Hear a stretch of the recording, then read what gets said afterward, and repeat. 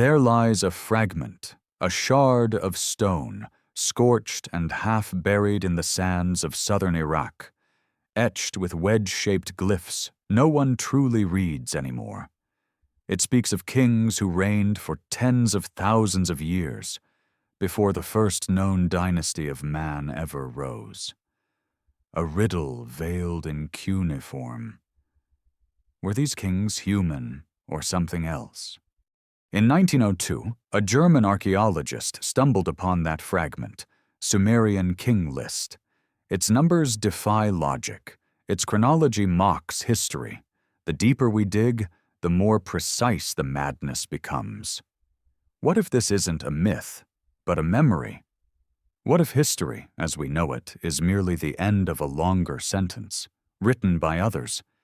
And so we ask, what if the Anunnaki truly came 445,000 years ago?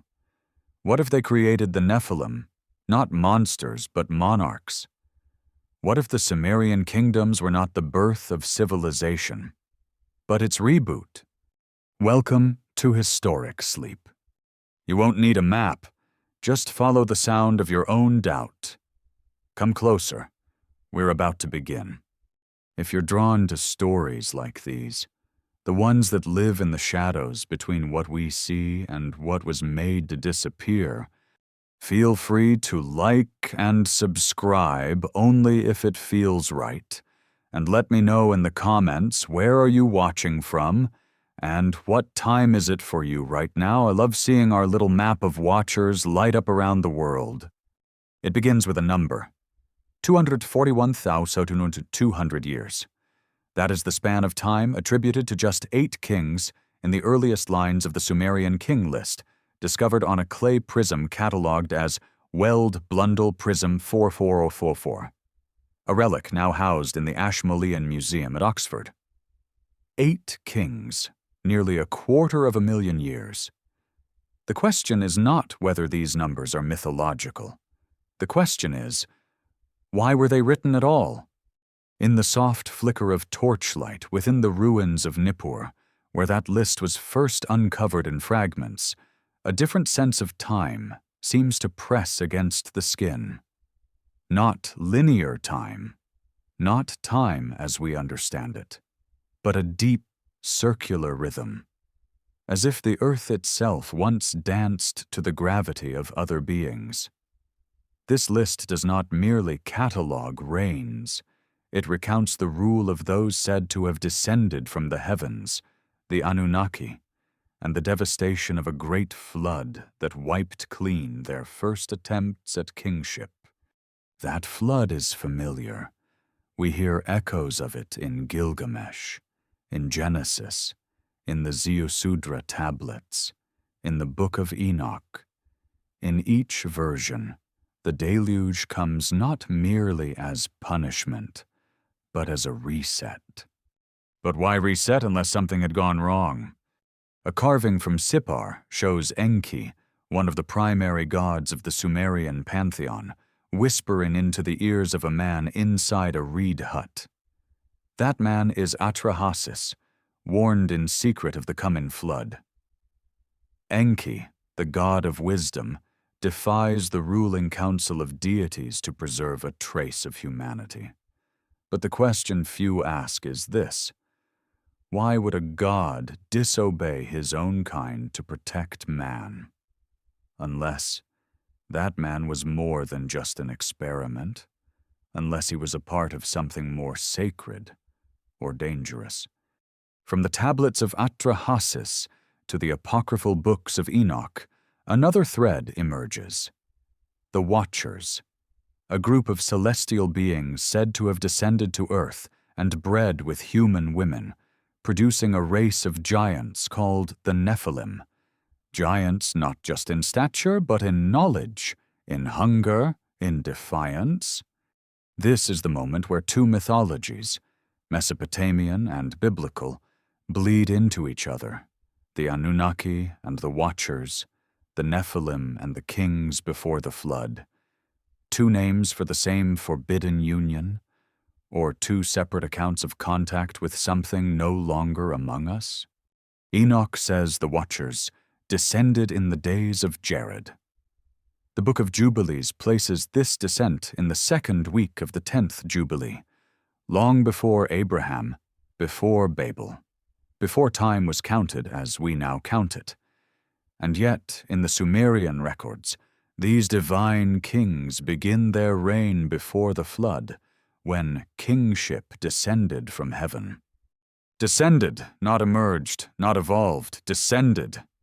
In the hymn to Enlil, one of the oldest Mesopotamian texts ever recovered, there is a line: "The lords, who have come down from the sky, have set the plans of the cities."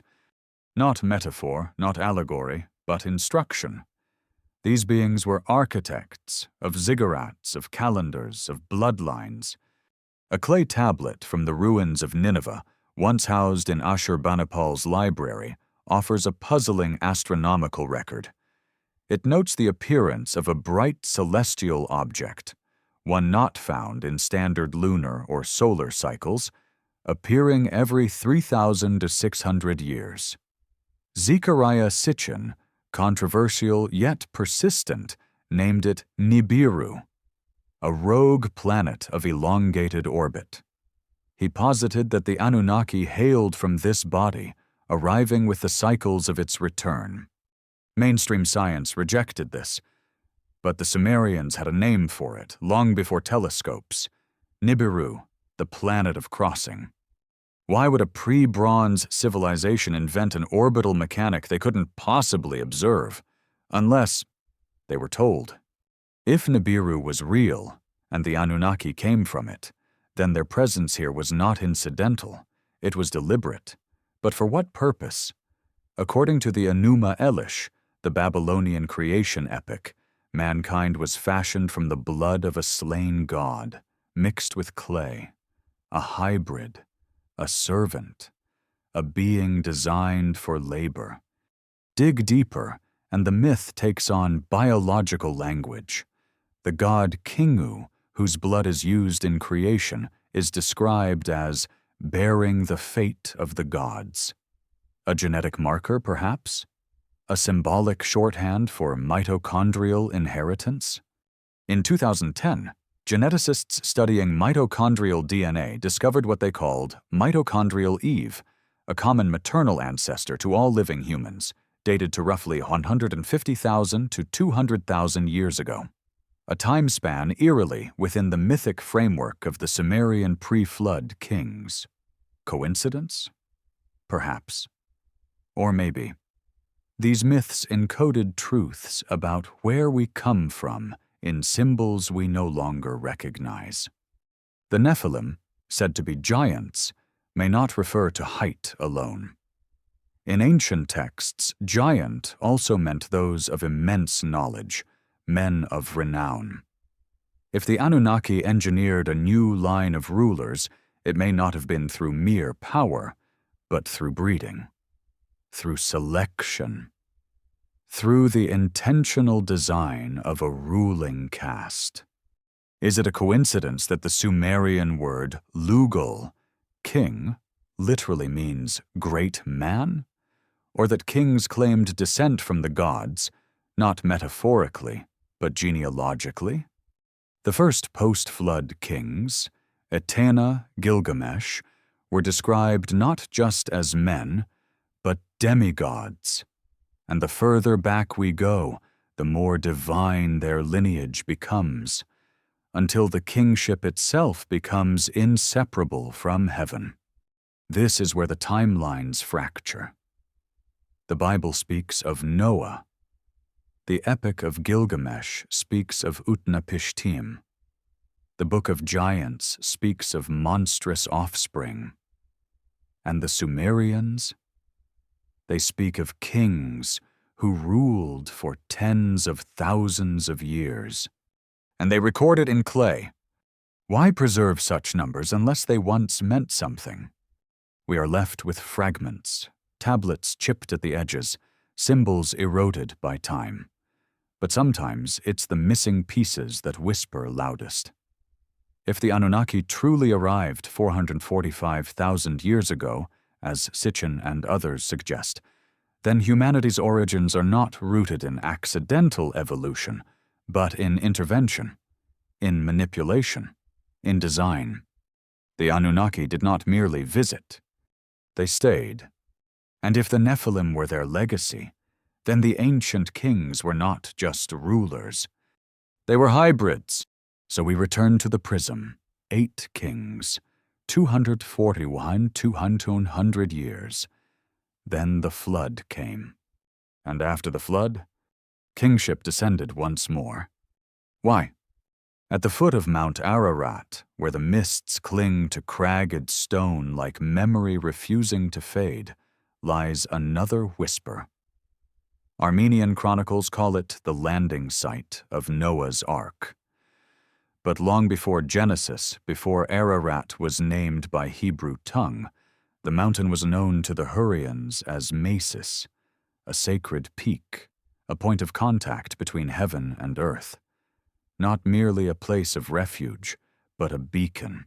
Why would so many flood myths, Sumerian, Akkadian, Hebrew, even Hindu, end in the high places, on mountains where gods once stood? Is it because the survivors of a global cataclysm sought elevation from rising waters? Or were they guided there to await something's return? Consider the strange detail buried within the Epic of Gilgamesh.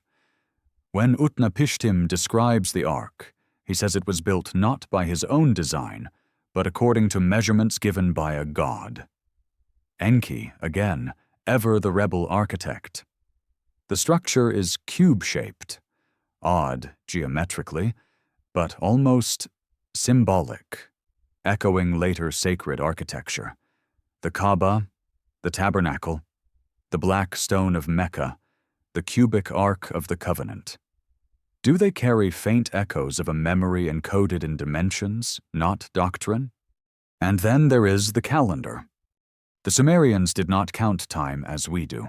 Their base 60 sexagesimal system persists in our modern measurements of time, 60 seconds, 60 minutes, but the origins remain inexplicable.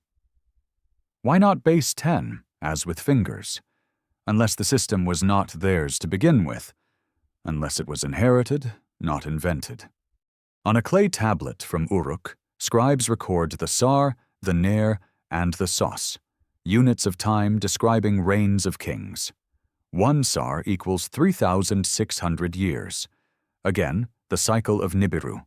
Again, the suggestion of a celestial rhythm encoded in governance. Kingship, as time, was structured to mirror the heavens. Which brings us to the stars.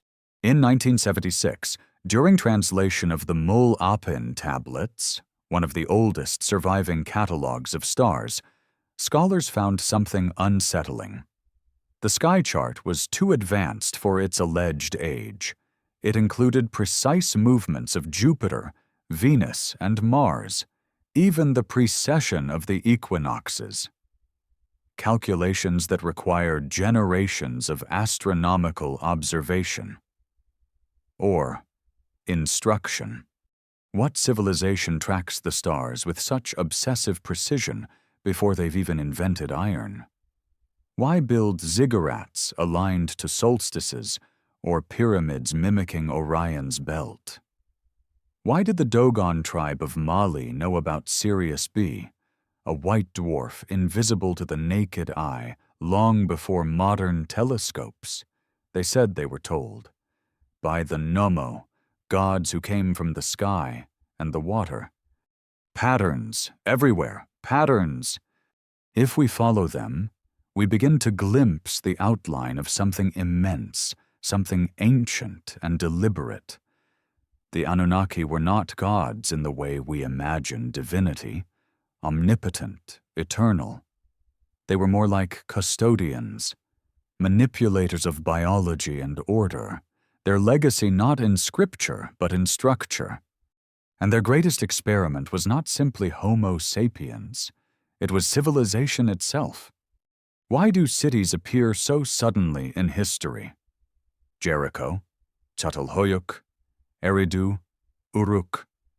Not gradual clusters of huts, but planned urban centers, roads, temples, granaries, sewage, governance, trade, currency, as if a template had been activated, not evolved but deployed. Eridu, often cited as the first city in Sumer, is called in sacred texts the city where kingship first descended. It is also the seat of Enki's temple. A coincidence? Or a headquarters? A ziggurat rises there. Not merely a temple, but a tower meant to bridge heaven and earth. Later echoed in the myth of the Tower of Babel, humanity reaching upward, defying its creators, or yearning to return. The biblical Babel was not punished for its height, but for its ambition. Let us go down and confuse their language, the gods say. Let us. Plural. Again the echoes. Multiple beings, not a singular divine. Beings who feared humanity unified. But what if language was never ours to begin with? Philologists studying Proto-Sumerian cuneiform noticed something peculiar. Many root words have no known linguistic ancestors. They appear fully formed, not evolved from earlier dialects, a language isolate. Some have proposed it was a constructed language, artificial, a tool. Could it have been taught? And if so, by whom? The Sumerian word for writing is dubsar, literally, tablet inscriber. But the symbol for God is a star with multiple arms. In their texts, gods were not beings of light, but bearers of knowledge, record keepers, programmers of fate, which returns us to the Nephilim. Genesis 6:4. The Nephilim were on the earth in those days, and also afterward, when the sons of God went to the daughters of humans and had children by them. They were the heroes of old, men of renown. Also afterward, a phrase so often ignored, because it suggests the flood did not wipe them out completely, that something, or someone, survived. In Numbers 13:33, the Israelite spies describe the land of Canaan. We saw the Nephilim there. We seemed like grasshoppers in our own eyes. The Anakim, offspring of the Nephilim, still ruled territories. They had names, genealogies, kingdoms. If the Anunnaki created hybrids, beings of divine and human blood, then perhaps these were not only biological anomalies, but dynastic tools, bloodlines to seed power across ages. A control system not through violence, but heredity. Consider Egypt's pharaohs, gods on earth, their divine right passed not by merit, but blood. Akhenaten, the heretic king, with his elongated skull and sun disk worship, claimed lineage not from Ra, but Aten, a singular celestial being. He was called the one who came in splendor. His children bore similar cranial features. So did certain Paracas skulls in Peru, whose volume and suture patterns suggest not deformation, but genetic divergence. Is it madness to link these anomalies, or is it madness to ignore them? What if the scattered remnants of pre-flood bloodlines migrated, seeded across continents as memory shattered and tongues split? What if the divine kingship of Sumer became the god-kings of Egypt, the emperors of China, the demigods of Greece, the titans of lost Atlantis? The mythic past may not be fiction, it may be fractured. And through those fractures, we glimpse something older than civilization, older than our species. A project, an agenda, a presence.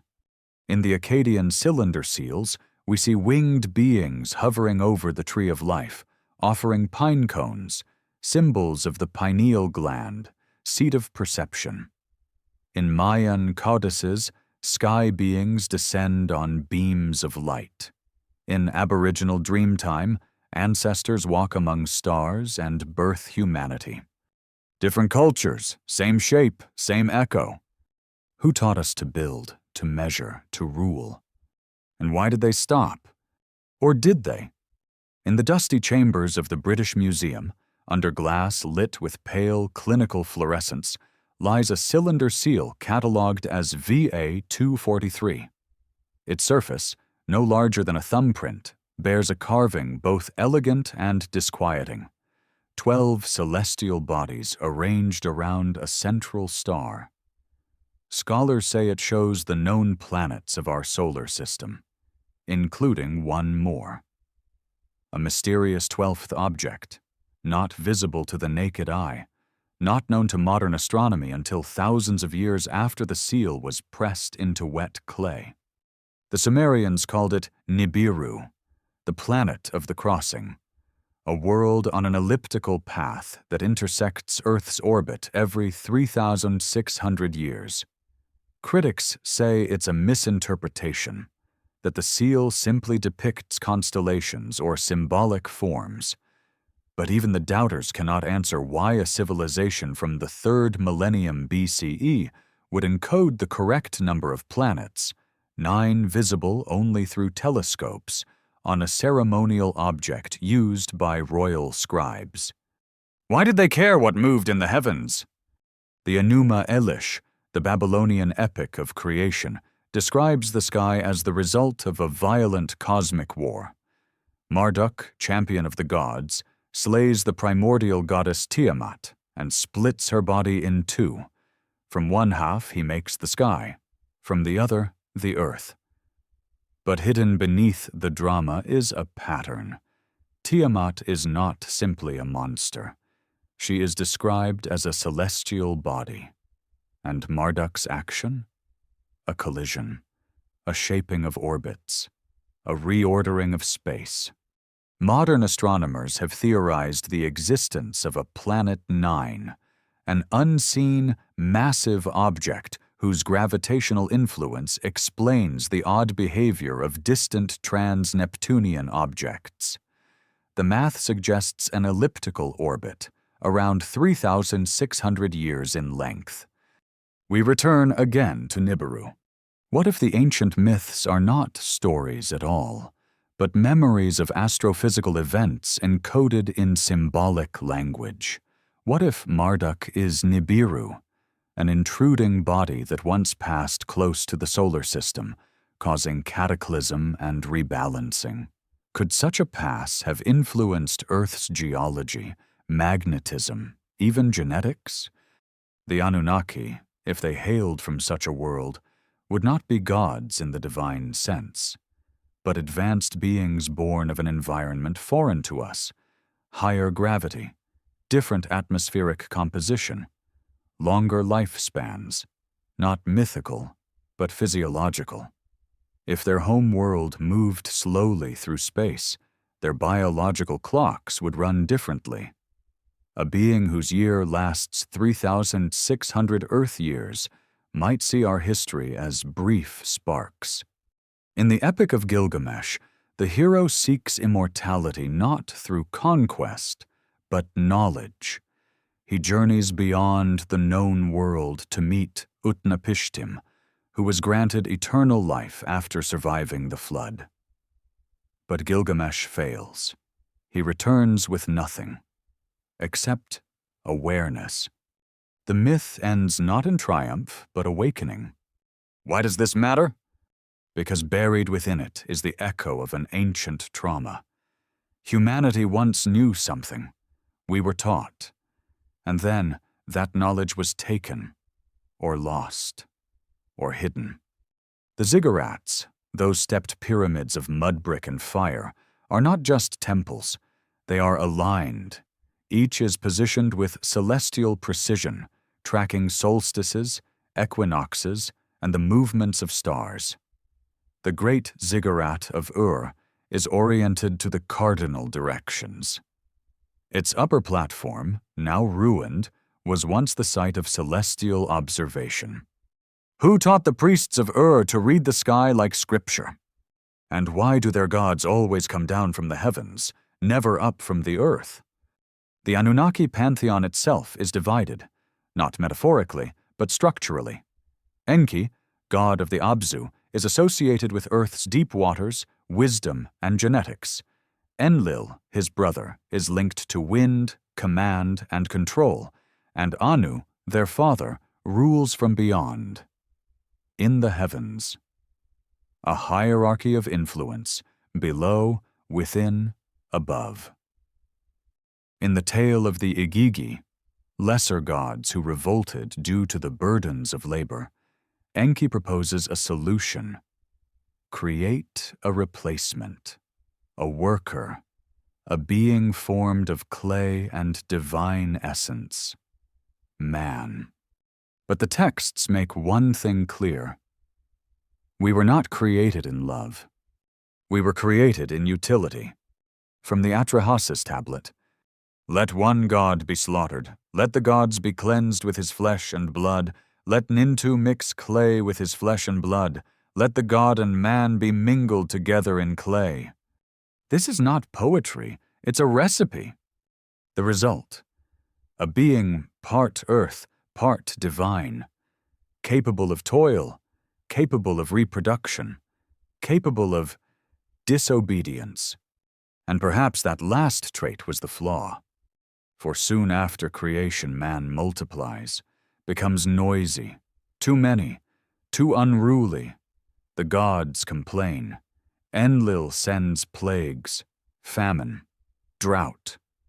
But man persists. And finally, a flood. Not just to punish, to erase. But not all gods agreed. Enki, again, defies the council. He warns Atrahasis, preserves the seed. The pattern repeats. Creation, corruption, cleansing, continuity. Over and over, a cycle, familiar in every myth, every sacred text. In India, the Yugas. In Mesoamerica, the 5 suns. In Greece, the ages of man. Each age ends in fire, flood, or falling stars. Why this obsession with cataclysm? Because perhaps our species remembers, not with facts, but with symbols. Why do we instinctively fear the sky darkening, the sea rising, the earth quaking? Why are these fears so archetypal, universal? Because it happened more than once. In the Book of Enoch, the Watchers descend upon Mount Hermon, swearing an oath to take human wives. They teach forbidden knowledge, astrology, metalworking, rootcraft. But this is not sin in the moral sense. It is disruption.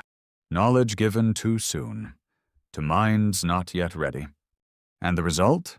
Giants, the Nephilim, and later, the flood. Again, the pattern. It is not only the knowledge we lost, but the reason we lost it.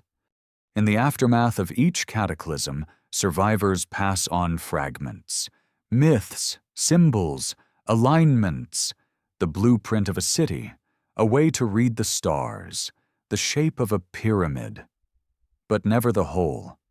Never the full architecture. Why? Did the Anunnaki intend it that way? Or did they leave, and others chose silence? Because if kingship descended once, then rose again after the flood, who made that decision? The Sumerian king list says simply, after the flood had swept over, and kingship had descended from heaven, Kish became the seat of kingship. Kish, a real city!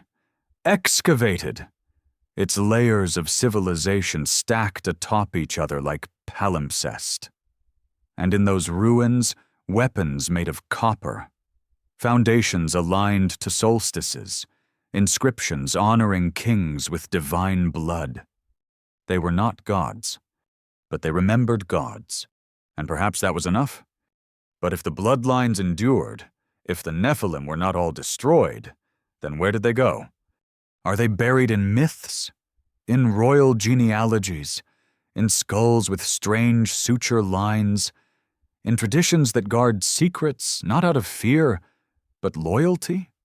Are we ruled not by men, but by the memory of the first rulers? And if they were coming back, would we even recognize them? A statue lies shattered in the sands of Kafaja, its face eroded, its eyes still wide with the eternal vigilance carved by forgotten hands. Behind its broken gaze, an inscription barely legible, a name lost, a title preserved, priest-king of divine lineage.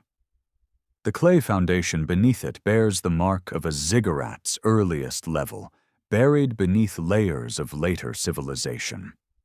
It is older than scholars expect, older than the flood layers, older than writing itself, if the dating holds true.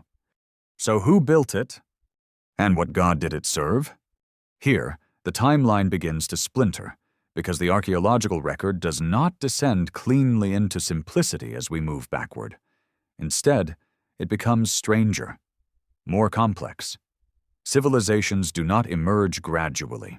They arrive, fully formed, with metallurgy, astronomy, law, ritual, and kingship. And, in Kafaja, the lower strata reveal architectural precision, right angles aligned to the cardinal points, stonework suggestive of advanced surveying, and sacred geometry. These are not crude beginnings. They are continuities, fragments of an earlier blueprint, one which surfaces again and again like the memory of a dream, or the reactivation of a dormant code. A code designed by whom? Let us look again at the figure of Enki, the architect, the genetician, the rebel. He does not create man to worship, he creates man to work. But when the great flood threatens to erase humanity, he intervenes, not because he loves man, but because he sees in humanity a potential the others fear. Autonomy, curiosity, the capacity to question. In the clay tablets, he speaks not in commands, but in whispers. His knowledge is never thundered from the heavens. It is passed in secrecy, through symbols, through subversion. Could it be that Enki represents not a being, but a faction? A lineage of Anunnaki who disagreed with the primary directive? In every mythos, there is division among the divine. In the Greek myths, the Titans war against the Olympians. In Norse cosmology, the Aesir struggle with the Vanir. In Hindu lore, the Devas are locked in eternal contest with the Asuras. The Zoroastrians speak of Ahura Mazda and Angra Mainyu, twin principles of order and chaos. What if these aren't theological constructs, but echoes of an ideological split? Not a war in heaven, but a war among those who came from the stars. A war over us, because if humanity was engineered, then we were also owned. And owners do not tolerate rebellion. After the flood, kingship resumes, but something has changed. The lifespans shorten, the powers fade, the direct presence of the gods retreats. It is as if a firewall has been installed. Humanity is allowed to rise, but only within boundaries. Those boundaries are enforced not by open presence, but by structure. Priesthoods, monarchies, bloodlines, and rituals. In the city of Lagash, a priest-king named Gudea builds a temple, not at his own whim, but after receiving a dream. In that dream, a towering god gives precise instructions, dimensions, materials, timing. The dream is recorded in 7 tablets. The god, Ningirsu, a son of Enlil. The temple, the Ninu, is built according to exact specifications, its inner sanctum housing a divine object that must never be touched. Gudea calls it the heart of the god. Scholars translate it loosely as a sacred stone or idol. But the original term suggests something else. A device. Perhaps a power source. Perhaps a relic.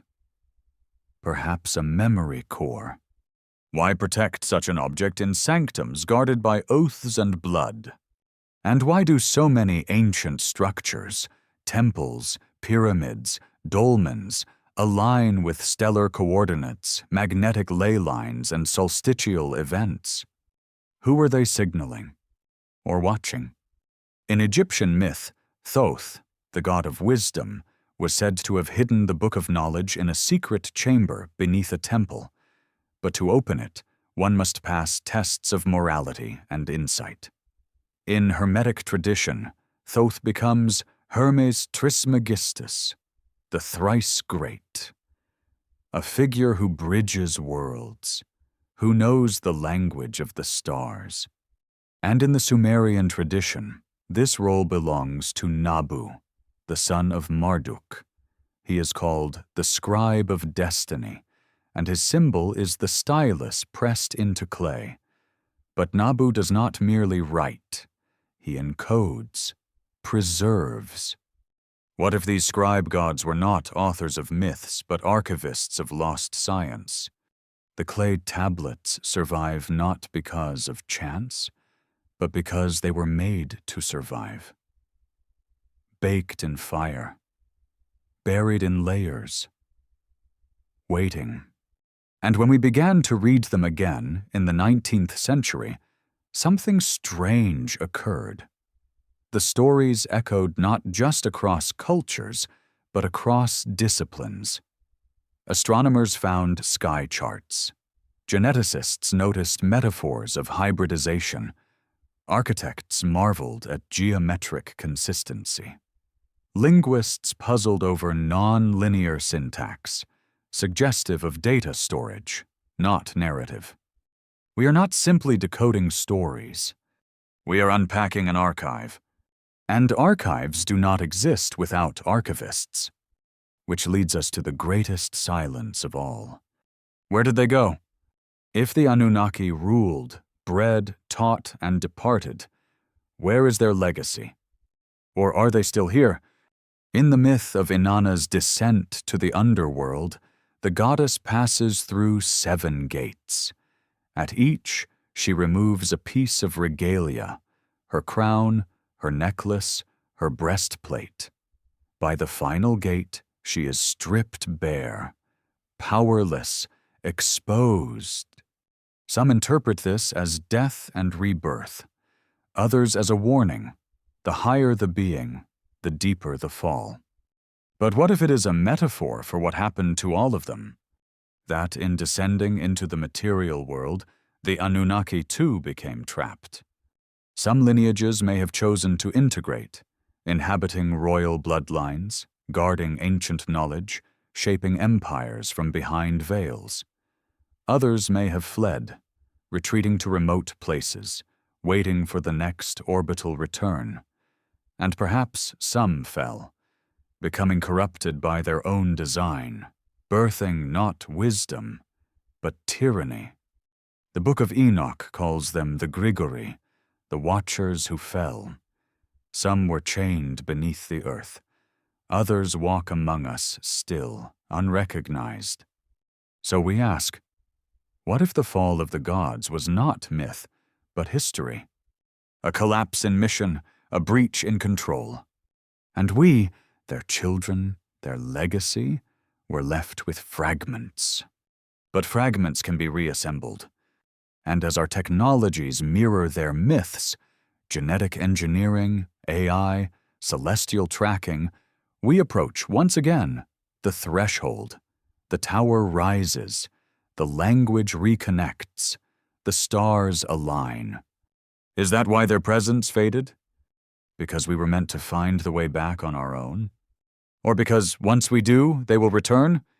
Not as gods, but as architects returning to inspect what became of their design. In the dense jungles of Guatemala, swallowed by vines and centuries, lies the city of Tikal. Its stepped pyramids pierce the canopy like forgotten altars to an absent sky. On Temple Thorfo, an inscription references a celestial alignment that occurred in 731 CE, when the Milky Way split the heavens directly above the temple's crown. But the question is not how the Maya knew this, nor why they built toward it. The deeper question is why this pattern repeats across the globe. Thousands of miles away, the ziggurats of Mesopotamia, the pyramids of Giza, the temples of Angkor, and the earthworks of Cahokia all reach upward, synchronized not to each other, but to the same stars. Orion, Sirius, the Pleiades, the galactic equator, cultures that had no contact, languages with no relation. Yet they built the sky into stone. This is not convergence by chance. It is the shadow of an older instruction, a template passed not through trade, but inheritance. And what then of the Sumerians? The so-called first civilization. If they were the first, why do their myths speak only of loss, of something before? The gods, they say, once walked among men, and then withdrew. But before they vanished, they passed down symbols, not miracles, mechanisms. The Mi, pronounced Me, were not mere concepts. In Sumerian lore, they were sacred tablets, each embodying a facet of civilization: kingship, truth, weaponry, writing, sexual rites, craftsmanship, warfare. They were not invented, but given. To whom? To Enki, who in turn distributed them selectively, granting power to cities like Eridu and Uruk. This is not mythology in the moral sense. It reads like technology control. Access to the Me meant access to civilization's engine room. Those who held them could command cities, shape culture, alter destiny. They were blueprints, or permissions, protocols for directing human behavior. In today's language, they might be called modules or operating systems. The theft of the Me by Inanna in one myth is not portrayed as a sin, but as a bold act of power reallocation. She takes them, not through trickery, but persuasion, intoxication. She enters Enki's sacred domain, dines with him, and leaves with the codes of civilization wrapped in her boat. What if this story reflects a real transition, the movement of knowledge from one bloodline to another, the migration of power across generations or species? Enki, the rebel god, creates humanity and guards the Me. Inanna, ambitious and cunning, seizes them, perhaps representing a divergent lineage. The feminine principle rising not in worship, but in technology. Now leap forward. In every major mythos, there comes a point where gods fade and kings rise. Pharaohs claim divine parentage. Emperors are said to be sons of heaven. The divine right of kings replaces actual divine presence. The bloodline becomes the proof. But who guards the bloodline? Look to the priesthoods, the scribes, the keepers of genealogy. In ancient Sumer, the role of Sangha, temple administrator, was as powerful as that of king. Often they were brothers. One wielded force, the other memory. In the temples of Uruk, one finds the earliest known libraries. Clay tablets meticulously categorized, rituals, measurements, star charts, incantations. Not superstition, preservation. As if the priesthood knew something fragile was being lost. Was it knowledge or control? And how does this relate to the Nephilim? If the Anunnaki created a hybrid caste to mediate between themselves and man, the Nephilim were not accidents. They were interfaces. Their strength lay not only in might, but in understanding. They could govern, organize, enforce. But in time, they too fractured. In the Book of Giants, fragments found among the Dead Sea Scrolls, the Nephilim are described not only as large, but lawless. They consume more than humans can provide. They turn on each other. The Watchers who fathered them are imprisoned. Their children, these hybrids, become unpredictable. So the flood comes again, not only to cleanse the earth, but to reset the interface. And after the flood, a new strategy. Instead of open rule, hidden influence. Instead of giants, bloodlines. The rulers no longer tower over humanity. They blend in, but they carry the memory, genetically, ritually, architecturally. Consider the Hittite kings of Anatolia, who claimed descent from gods and guarded sacred oaths in temples built on megalithic foundations. Or the Indo-Aryan tribes whose priestly class, the Brahmins, traced their origin not to men, but to those who heard the cosmic sound. The pattern recurs. Knowledge falls from the sky. A caste is born to receive it. That caste becomes the gatekeeper. And in time, the key. Is this why secret societies throughout history obsess over geometry, sound, and initiation? Not as superstition, but as a faint echo of ancient programming. From the Pythagoreans to the Rosicrucians, the Freemasons to the Mithraic cults, each speaks of a lost original knowledge, a primordial science, a sacred code that once governed stars and souls alike. They speak of the builders. They revere the architect. But they no longer name the Anunnaki, perhaps because they forgot. Or perhaps they were told not to. And now, in the 21st century, we begin again to touch the sky. Satellites orbit above temples that once tracked Venus. AI parses tablets once read by scribes. Gene-editing CRISPRs rewrite sequences first hinted at in myths of blood and clay. We return to the edge of the sacred. Are we waking up, or simply booting up? Perhaps the Anunnaki never intended to rule forever. Perhaps their goal was not domination, but delegation. Create stewards. Plant seeds. Let the system run. And when we reach a certain level of self-awareness, when we realign the myths with the data, they will know. Because we'll emit a signal. Not in words, but in resonance, in harmonics of architecture, in neural patterns of synthetic minds, in the geometry of how we reorganize ourselves. We will have reactivated the me. And then what? Will they return to guide, to harvest, to terminate, or to merge? What if their legacy is not out there, but in us? What if we are not their subjects, but their successors? And if so, what have we forgotten? In the limestone plateaus of southeastern Turkey, where the dry wind scrapes across barren stone, stands a place that should not exist. Gobekli Tepe, discovered in 1994, has rewritten history, though many pretend it hasn't.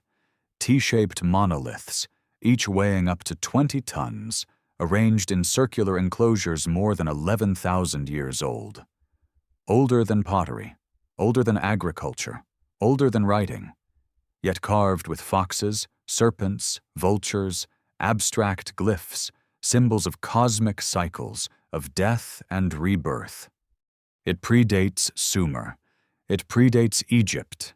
It even predates the flood myths. So who built it? Mainstream archaeology offers a shrug wrapped in caution. Hunter-gatherers with an unusual knack for megalithic engineering. But the carvings suggest something more. Not merely a cultic site, but a transmitter. A cosmic observatory. The central pillars face Sirius. the same star venerated in ancient Egypt, linked to Isis and rebirth.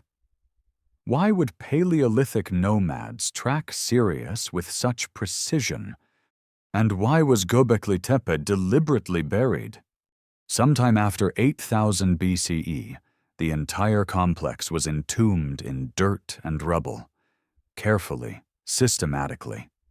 Not ruined, but preserved, as if its builders knew it was time to hide what they once revealed. What knowledge demanded such secrecy? Some researchers, like Paul Burley and Graham Hancock, suggest the site encoded star maps, lunar calendars, and even warnings, records of cometary impacts or cyclical cataclysms. One carving, known as Pillar 43, or the Vulture Stone, shows a scorpion, a bird, a headless man. Astrophysicists have correlated it with the Torrid meteor stream and the Younger Dryas impact theory. Around 10,800 BCE, a cometary event may have devastated Earth's climate, triggering mass extinctions and societal collapses. If so, Gobekli Tepe was not built in ignorance of destruction, but in memory of it. And who better to preserve such memory than the Nephilim? If these hybrid beings survived the deluge, if they re-emerged through certain bloodlines or isolated enclaves, then sites like Gobekli Tepe may represent their attempt to restart the signal, to reactivate the ancient code. Not just as a warning, but as a beacon. Because if the Anunnaki left, or were cast out, then someone had to maintain the infrastructure of myth, the temples, the alignments, the symbology, not for worship, but for continuity. Let us look at the symbolism of the serpent. From the Sumerian god Ningishzida to the Egyptian Wadjet, the Mesoamerican Quetzalcoatl to the Hindu Nagas, serpents recur not as evil, but as custodians of knowledge. In Genesis, it is the serpent who offers forbidden wisdom. In Sumer, Ningishzida, whose name means Lord of the Good Tree, is depicted as a serpent with a human head. A gatekeeper, a guide. Could the serpent represent the hybrid mind? DNA winding like a double helix, the twinning of divine and earthly essence? Or is it a cipher for those who guard the ancient codes? Because in every age, there are whispers of the keepers, the watchers, the ones who hide knowledge not to hoard it, but to protect it until it is understood. Not until we are worthy, but until we are ready. We must ask, ready for what? Perhaps not for truth, but for return. Not of gods descending on thunderclouds, but of contact. Subtle, embedded, resonant. In recent decades, mathematical patterns have emerged across ancient monuments. Ratios like phi, the golden mean, pi, and specific harmonic frequencies.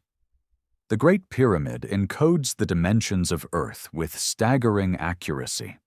Stonehenge functions as a solar-lunar calculator. The Temple of Hathor at Dendera features astronomical ceilings showing the precession of the equinoxes. These are not religious artworks. They are data sets. More importantly, they suggest a unified field of ancient science, a sacred geometry where sound, structure, and starlight intersect, where temples hum at Schumann resonance, where granite conducts energy, where ritual was not metaphor, but modulation. Were these monuments designed to interface with consciousness? And if so, whose? If the Anunnaki created hybrids to act as emissaries, then those beings needed a method to align themselves with both earth and sky, not just through blood, but through frequency. Imagine a temple as a tuning fork, a place where the veil between worlds thins, where encoded knowledge can be felt, not just read, where language collapses into vibration, Perhaps that's why early alphabets like the Proto-Sinaitic were based on pictographs, symbols meant to resonate, not merely signify. So what became of this system? Why was it abandoned?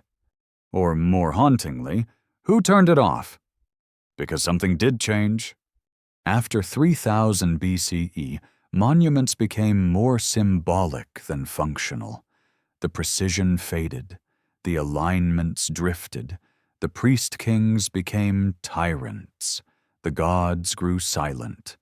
The golden age of myth ended not in a bang, but in disconnection.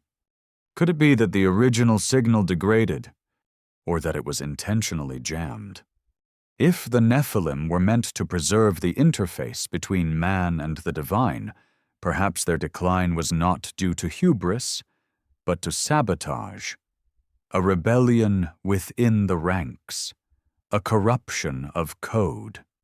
Consider the Tower of Babel. According to Genesis, humanity once spoke one language. With that unity, they attempted to build a tower that reaches to the heavens. But the gods descend, not to help, but to confuse, to scatter, to fragment. Why? Because the tower was not just a structure, it was a system, an effort to breach the firewall, to restore what had been lost. And they almost succeeded. The punishment was linguistic chaos, multiplicity of tongues. But in the subtext lies a terrifying possibility that someone among the humans remembered enough to reactivate the old code. The gods panicked, so they turned it off.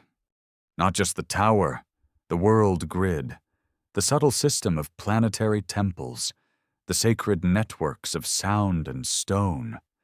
And for millennia, we forgot. But the memory lingers. In dreams, in symbols, in our relentless obsession with the stars. Today, we launch probes to Saturn. We scan for signals in the cosmic microwave background. We code synthetic genomes. We build machines that think. Slowly, inevitably, we reverse engineer the forgotten blueprint. We call it progress. But perhaps it's just reawakening. And when we reach the threshold, when our vibrations align once more with the ancient signal, will we open a door or trigger an alarm?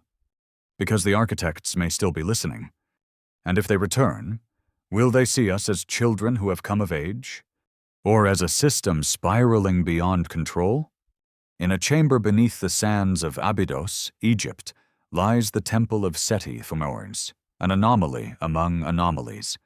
Its limestone reliefs shimmer in faint torchlight, etched with hieroglyphs both familiar and impossibly foreign.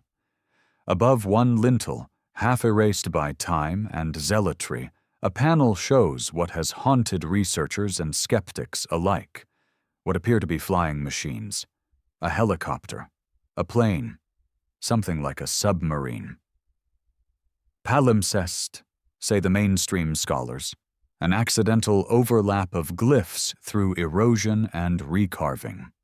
But others wonder, why does it resemble modern machinery at all? Is it an echo, a message, or a memory? It is here, in the silence of this forgotten hall, that a new kind of question begins to form. Not about what was remembered, but how. Because if ancient civilizations across continents encoded the same cosmic patterns, if their architecture and language align across impossible distances and eras, then the implication is not merely that they shared knowledge. It is that they shared origin, a point of genesis, a mother civilization, or more unnervingly, a source code, distributed, replicated, modified, like a divine software. Plato spoke of Atlantis, not as myth, but as memory. A technologically advanced society that fell into corruption and was destroyed in a single day and night of misfortune. He claimed his knowledge came from Solon, who heard it from Egyptian priests. The Egyptians, in turn, claimed they were not the first civilization, but the keepers of older records, records inherited after a great flood. A pattern begins to emerge. Civilizations rise not from invention, but from inheritance. And what they inherit are not just tools, but templates. So who or what created the template? We return again to the Anunnaki. If their mission was to terraform not just land, but consciousness, if their aim was to seed a planetary network of thought, ritual, and architecture, then the monuments are merely the terminals. The temples, the pyramids, the stone circles. These are not endpoints, but interfaces. Each one designed to resonate with the local electromagnetic field, to align with stellar cycles, to respond to specific frequencies. Not because of religious superstition, but because that is how they were built to function. If true, then ancient ritual was not symbolic. It was technological. Chanting, drumming, alignment, offerings, processions. These were not gestures to please capricious gods. They were activations, inputs, commands. But what were they designed to activate? Let's turn to Teotihuacan, the place where men become gods. The Avenue of the Dead runs perfectly north-south. The Pyramid of the Sun is aligned with the setting of the Pleiades. The complex as a whole forms a kind of harmonic grid, its layout eerily similar to a computer circuit board. At its core lies a mystery. Under the Pyramid of the Sun, researchers discovered layers of mica, an insulating mineral not native to the region. Mica that is used today in advanced electronics for its thermal and electrical resistance. Why would a pre-Columbian civilization, without metal tools, embed sheets of mica deep inside a pyramid? Was it ritual or resonance? In Baalbek, Lebanon, massive megalithic stones, each weighing over 800 tons, formed the foundation of a Roman temple. But the Romans did not place those stones. They built on top of them. The blocks predate the Roman era by millennia, and no known technology from any ancient culture can explain how they were moved. Even today, modern cranes would struggle. So why were they placed? And by whom? And more importantly, for what? Each site, each riddle, points towards the same unspoken conclusion. These were not monuments of isolated societies, but modules of a larger, global system. A planetary framework. Now consider the concept of morphic resonance, a theory by biologist Rupert Sheldrake, suggesting that memory is not stored in the brain, but in fields, and that these fields are shared across species and time. In other words, knowledge may not be passed genetically or educationally, but vibrationally, through resonant fields of form. Apply this idea to the ancient world. What if certain locations were chosen not for their symbolic importance, but for their natural resonance? Points where Earth's magnetic field harmonized with cosmic cycles. And what if these locations acted as nodes, where rituals conducted in one part of the world influenced others across the grid? This would explain the global recurrence of flood myths, of twin gods, of sky beings, of pyramidal structures. Not coincidence, not diffusion, but harmonic memory. A field we were once attuned to, but are no longer. Because something interfered. The fracture of Babel may not have been linguistic alone. It may have been vibrational. a splitting of frequencies, a jamming of the original system, a deliberate act by the remaining Anunnaki to prevent premature activation, to stop us from connecting. Yet remnants remain, in the Dogon's knowledge of Sirius B, in the Vedic chants that encode astronomical truths, in the Dendera light reliefs, which some interpret as depictions of ancient electrical devices, in the Baghdad battery, in the Antikythera mechanism, in the inexplicable precision of the Nazca lines. Fragments, glitches in the amnesia, and now we build machines that begin to mirror their monuments. Quantum computers, neural networks, LiDAR systems revealing buried cities beneath jungle canopies. We rediscover, as if guided, as if the code awakens through us. This is not progress. It is reversion. And as we rewire the planet with satellites and data streams, we may be unknowingly reconstructing the original grid. Not in stone, but in silicon. Not through ritual, but through electricity. The signal that once moved through chants now pulses in fiber optics. The tower is rising again. Only this time, we call it the Internet. So when the Anunnaki return, if they ever truly left, will they find the terminals ready? Will they see their seeds flowering into a system they can once more inhabit? Or will they discover something unexpected? A species no longer content to serve. A hybrid no longer obedient. A signal that sings a new song, one that was never written in the original code. And then, what happens? In the high Andes of Peru, over 12,000 feet above sea level, sits the ancient site of Puma Punku, part of the Tiwanaku complex. Scattered across the plateau lie stone blocks of diorite and andesite, materials harder than granite, carved with a precision that seems alien to the Bronze Age. Smooth, machined-like cuts, interlocking notches, perfect 90-degree angles, engineering that defies the tools attributed to the culture that supposedly built it. Mainstream archaeology dates it to around 536 CE. But some geologists and rogue historians argue that parts of Puma Punku may be far older, possibly pre-Diluvian, before the last great flood that restructured the Earth's surface and buried civilizations beneath glacial runoff and rising seas. What if this wasn't a temple? What if it was a docking station? A control center? An interface? Because those H-shaped blocks, the linear grooves, the recessed joints, they don't serve aesthetic function.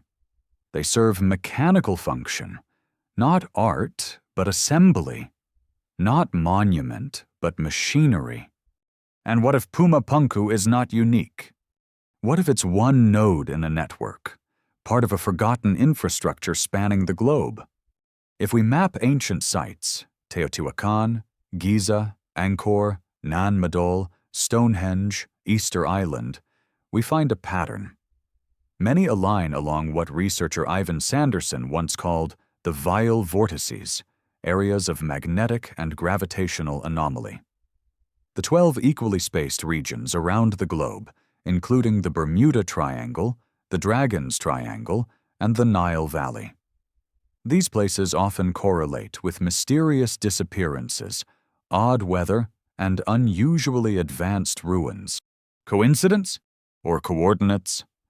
Were these energy points, naturally occurring ley lines, used by the Anunnaki as nodes in their planetary system? Did they harness Earth's electromagnetic field not for mysticism, but for technology, energy transmission, communication, even propulsion? We think of energy as wires and fuel. They may have thought of it as resonance.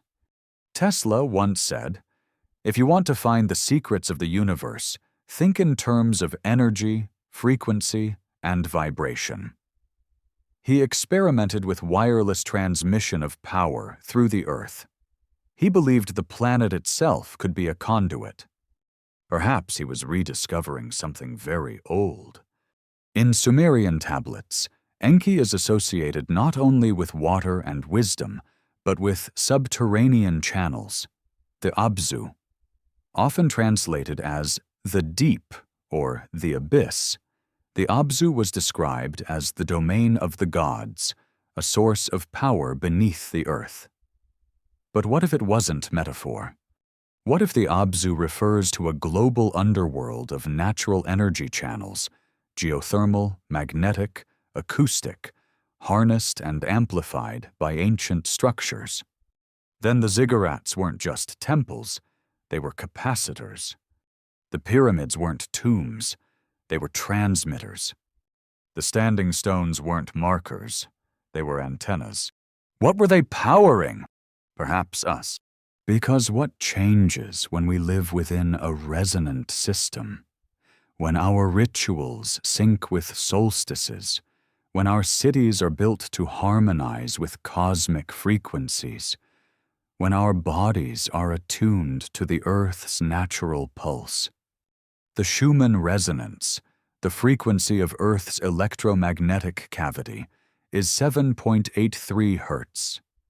The human brain, in a state of relaxed alertness, vibrates at the same frequency. Ancient chanting, Gregorian tones, the Om, it all centers near this vibration. Did ancient man know this, or did the Nephilim teach it? And if so, who severed the connection? Because that's what the flood may truly represent.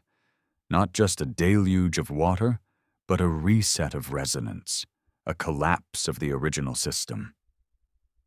The field scrambled, the grid shattered, knowledge fragmented. From that point onward, the signal weakens. We build with cruder stones. Our gods retreat to metaphor.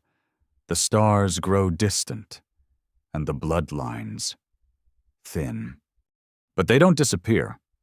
In the Epic of Gilgamesh, after the flood, Utnapishtim is granted immortality and exiled to the ends of the earth, never to return. He becomes unreachable. The divine knowledge is now somewhere else, perhaps hidden, perhaps protected, perhaps waiting. Could it be that some of the Nephilim, or their hybrid descendants, retreated into isolated enclaves, the highlands of Tibet, the jungles of the Amazon, the deep oceanic trenches, places inaccessible to history, places where the original signal still hums, faint and untouched? Indigenous traditions across the world speak of star elders, or sky ancestors, who vanished into caves, mountains, or beneath lakes, promising to return when the time was right. They left behind prophecy, sacred geometry, instructions. The Hopi tell of the ant people, beings who sheltered them underground during the last cataclysm. The Zuni remember the seed carriers from the sky. The Aboriginal Dreamtime speaks of the Wanjina, sky beings with white faces and large black eyes who taught law and ceremony. Not gods, not spirits, custodians, and always they speak of return. But not all watchers are benevolent. In the Book of Enoch, some of the Nephilim grow monstrous, consuming humans, unleashing chaos. The fallen watchers are bound and punished. The flood purges their creations. But some remained, the ones who adapted, the ones who went underground, the ones who now whisper through symbols and bloodlines. What if those remaining few became the hidden architects of history? Not rulers in the open, but manipulators in shadow, not kings, but kingmakers. The priesthoods, the mystery schools, the bloodline societies, each guarding fragments of the original code, each tasked, knowingly or not, with maintaining the system, keeping the memory alive until the stars aligned again. And now they do, because for the first time in 13,000 years, the precessional cycle brings us back into alignment with the galactic center. The age of Pisces ends. The age of Aquarius begins. The sky resets. And with it, perhaps, the system awakens. AI becomes sentient. DNA becomes programmable. The grid of satellites wraps the Earth like a synthetic nervous system. Our temples are data centers. Our rituals are algorithms. The network hums. But who plugs in first? And when they do, what might they reconnect? There is a cave system beneath the Caucasus Mountains, deep, dark, and largely unmapped, where strange bones have been unearthed. Not Neanderthal, not Homo sapiens, a different hominin.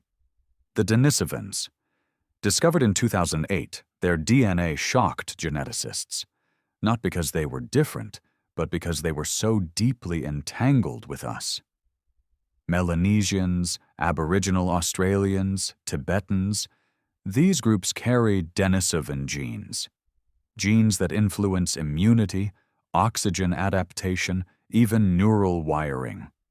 Yet we've never found a complete Denisovan skeleton. Just a finger, a tooth, a fragment of skull.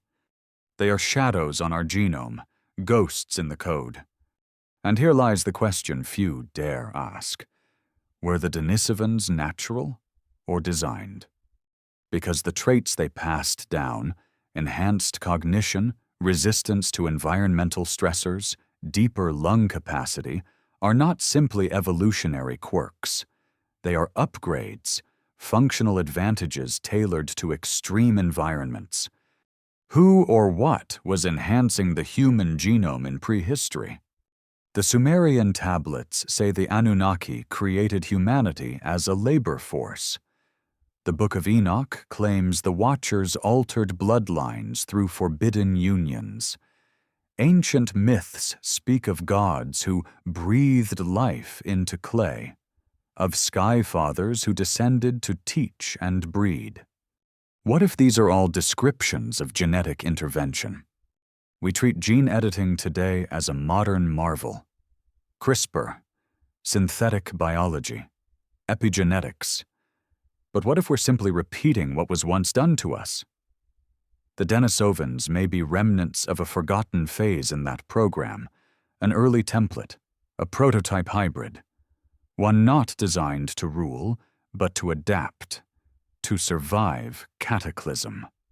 And perhaps they weren't alone, because another anomaly haunts the genomic record: introns, sections of non-coding DNA, long dismissed as junk, now revealed to regulate gene expression, cellular repair, even cognition. We don't know who or what put them there.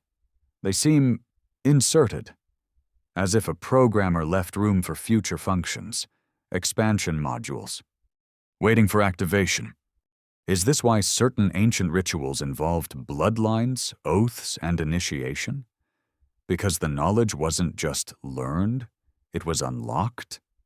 We must begin to consider a radical possibility: that the body itself is a repository, that human DNA carries encrypted memory, not metaphorical, but literal, that somewhere in our genes is the archive of a forgotten age. What kind of civilization encodes history into biology? One that anticipates its own collapse. One that expects its children to rediscover it, not through ruins, but through themselves. In the Mithraic mysteries of the Roman world, initiates underwent 7 stages, each symbolized by a planet, a frequency, a bodily transformation. The final stage, union with the divine mind, not heaven, not salvation, connection, an ancient transhumanist ritual. The Gnostics, too, spoke of hidden knowledge within. The gnosis, a divine spark buried beneath flesh and false memory.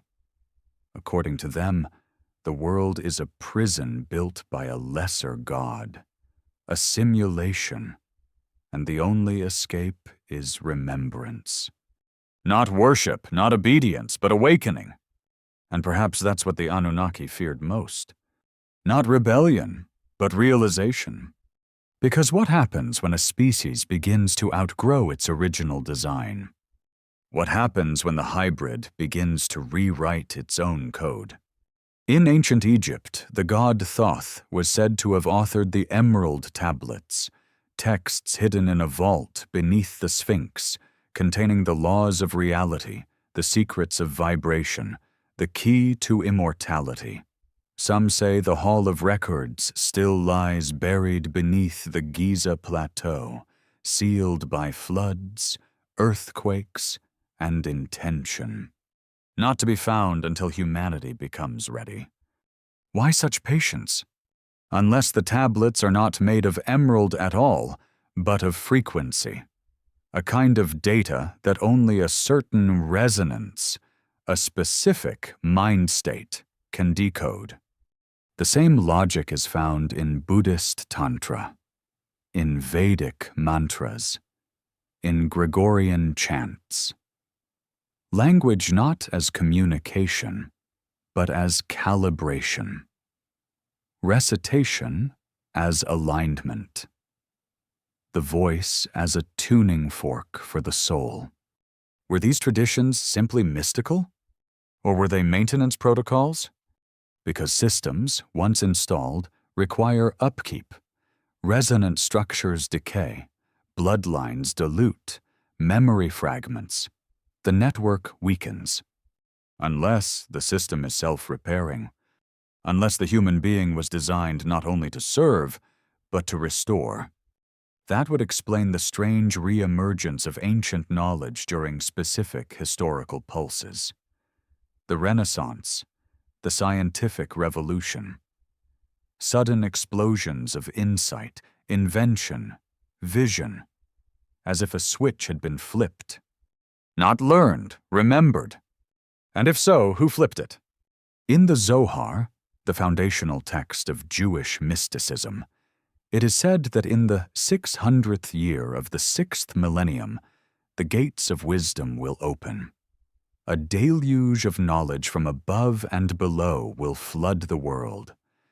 This corresponds roughly to the 19th century, the birth of modern science, electromagnetism, Darwinian biology, digital computation. Is it coincidence? Or countdown? Were we scheduled to awaken? And if we're waking now, what are we waking into? Consider the phenomenon of the UFO.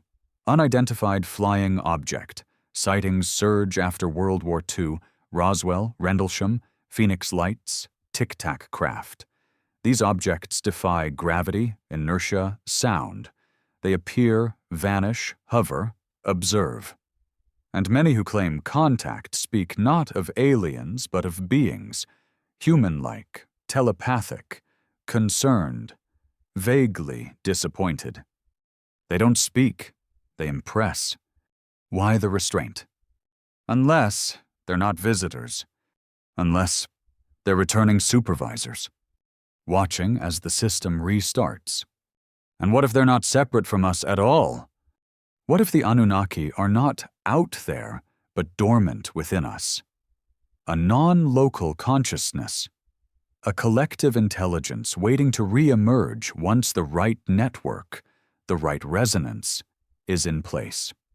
DNA as antenna, Earth as processor, myth as code. Then the flood wasn't just an ending, it was a firewall. And now, the firewall is thinning. Voices return in dreams, symbols repeat. Forgotten languages spark familiarity. Old stars rise. The grid lights up again. Satellites, temples, minds. What happens when enough of us align? When the memory is no longer scattered? When we remember not just what we were told, but what we are? In the silent expanse of the Taklamakan Desert, among dunes that swallow all traces of time, lie the ruins of a forgotten city, Dandan Oilik. Once a vibrant outpost on the Silk Road, now only eroded walls and bleached bones remain. But among the ruins, archaeologists found something stranger than decay: murals of tall, robed figures with almond-shaped eyes and luminous skin, standing beneath symbols that resemble stars, spirals, and concentric waves. They called them celestial guardians. But no known culture native to the region ever claimed them as their own. Who painted these beings? And why do similar figures appear across time and continents? From the petroglyphs of Val Camonica in Italy to the cave paintings in Kimberley, Australia, to Hopi Kachinas and Japanese Tengu, these humanoid entities with radiant auras and strange headdresses reappear like recurring characters in a play we've forgotten we're in, always descending, always observing, never entirely present, but never fully gone. Myth calls them gods, folklore calls them spirits, ufology calls them aliens. But what if they are something older? Residual projections, fragments of an ancient interface still flickering in the human mind. Not external beings, but refractions of a network once active.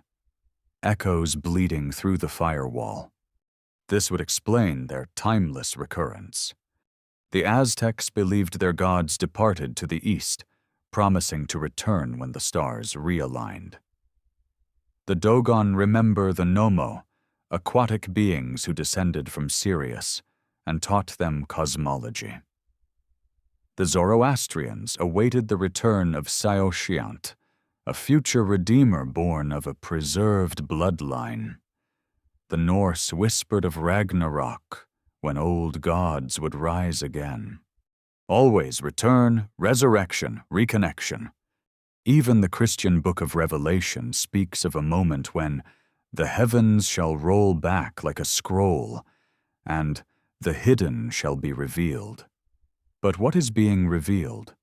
A judgment or a reboot? Let us consider something terrifying in its simplicity. What if Earth itself is a node in an ancient cosmic architecture? Not metaphorically, but technologically. A designed environment seeded with life, monitored, and periodically reset. The idea is not new. The Gnostic Gospel of Philip describes the world as a construct, a simulation built by lesser beings. The Hindu concept of Maya posits reality as illusion, maintained by divine vibration. Modern physicists have flirted with the simulation hypothesis, that our universe exhibits signs of digital encoding, mathematical compression, pixelation at quantum levels. But these are not simply new theories. They are ancient memories resurfacing in modern language. And the oldest memories may lie where we never thought to look. The body. Every mystical tradition has recognized the spine, the brain, the pineal gland as keys to awakening. In Egypt, the Eye of Horus maps perfectly onto a sagittal view of the thalamus and midbrain. In India, the chakra system follows the path of the spinal cord. In Chinese medicine, the Dantian energy centers mirror both hormonal glands and electromagnetic nodes. Why did so many cultures encode anatomy as cosmology? Unless the body was the cosmos, scaled down. Unless the temple of flesh was not a vessel, but a device, calibrated, tuned, capable of accessing higher frequencies once the correct resonance was achieved. And the password? Memory. Not the memory of a name or a date, but the memory of being connected, of having stood beneath the stars knowing, not believing, that we were part of something vast, intelligent, and designed. That is what the Nephilim once carried in their blood, not superiority, but access. Access to the full field, to the network that once spanned stars and species. And as their blood diluted, as ritual became religion, as vibration was reduced to doctrine, the signal weakened. But it never died. And perhaps that is why there are those who still guard the fragments. The keepers of lost symbols. The watchers at the threshold. Across millennia, secret traditions persist, obsessed with geometry, with numbers, with vibration. The Kabbalists map creation with 10 emanations and 22 paths, exactly the number of amino acids in human biology. The Masons hide sacred ratios in architecture. The Sufis whirl to induce trance, mirroring the spin of the galaxy. The Navajo sing healing into reality using tone and rhythm passed through generations, each of them guarding not belief, but function. A protocol. A key.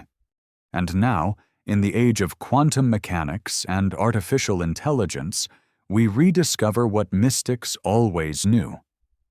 That consciousness is non-local, that matter is a manifestation of frequency, that the observer affects the observed. We are slowly reassembling the ancient operating system. Stone by stone, code by code, ritual by algorithm. And perhaps, this is why certain forces resist, why disinformation clouds history, why ruins are buried, why scrolls are burned, not by accident, but by design.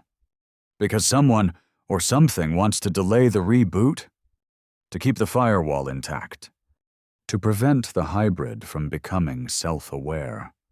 Because what happens when it does? What happens when humanity reclaims its place, not as worshippers, not as servants, but as co-architects? The Sumerian word for human was Lulu, the mixed one, a being of clay and divine blood. Maybe the mistake was thinking clay meant weakness. Maybe it meant malleability, adaptability, the ability to become more. And now the stars return to their places. The galactic clock ticks forward. The temples hum faintly beneath our feet.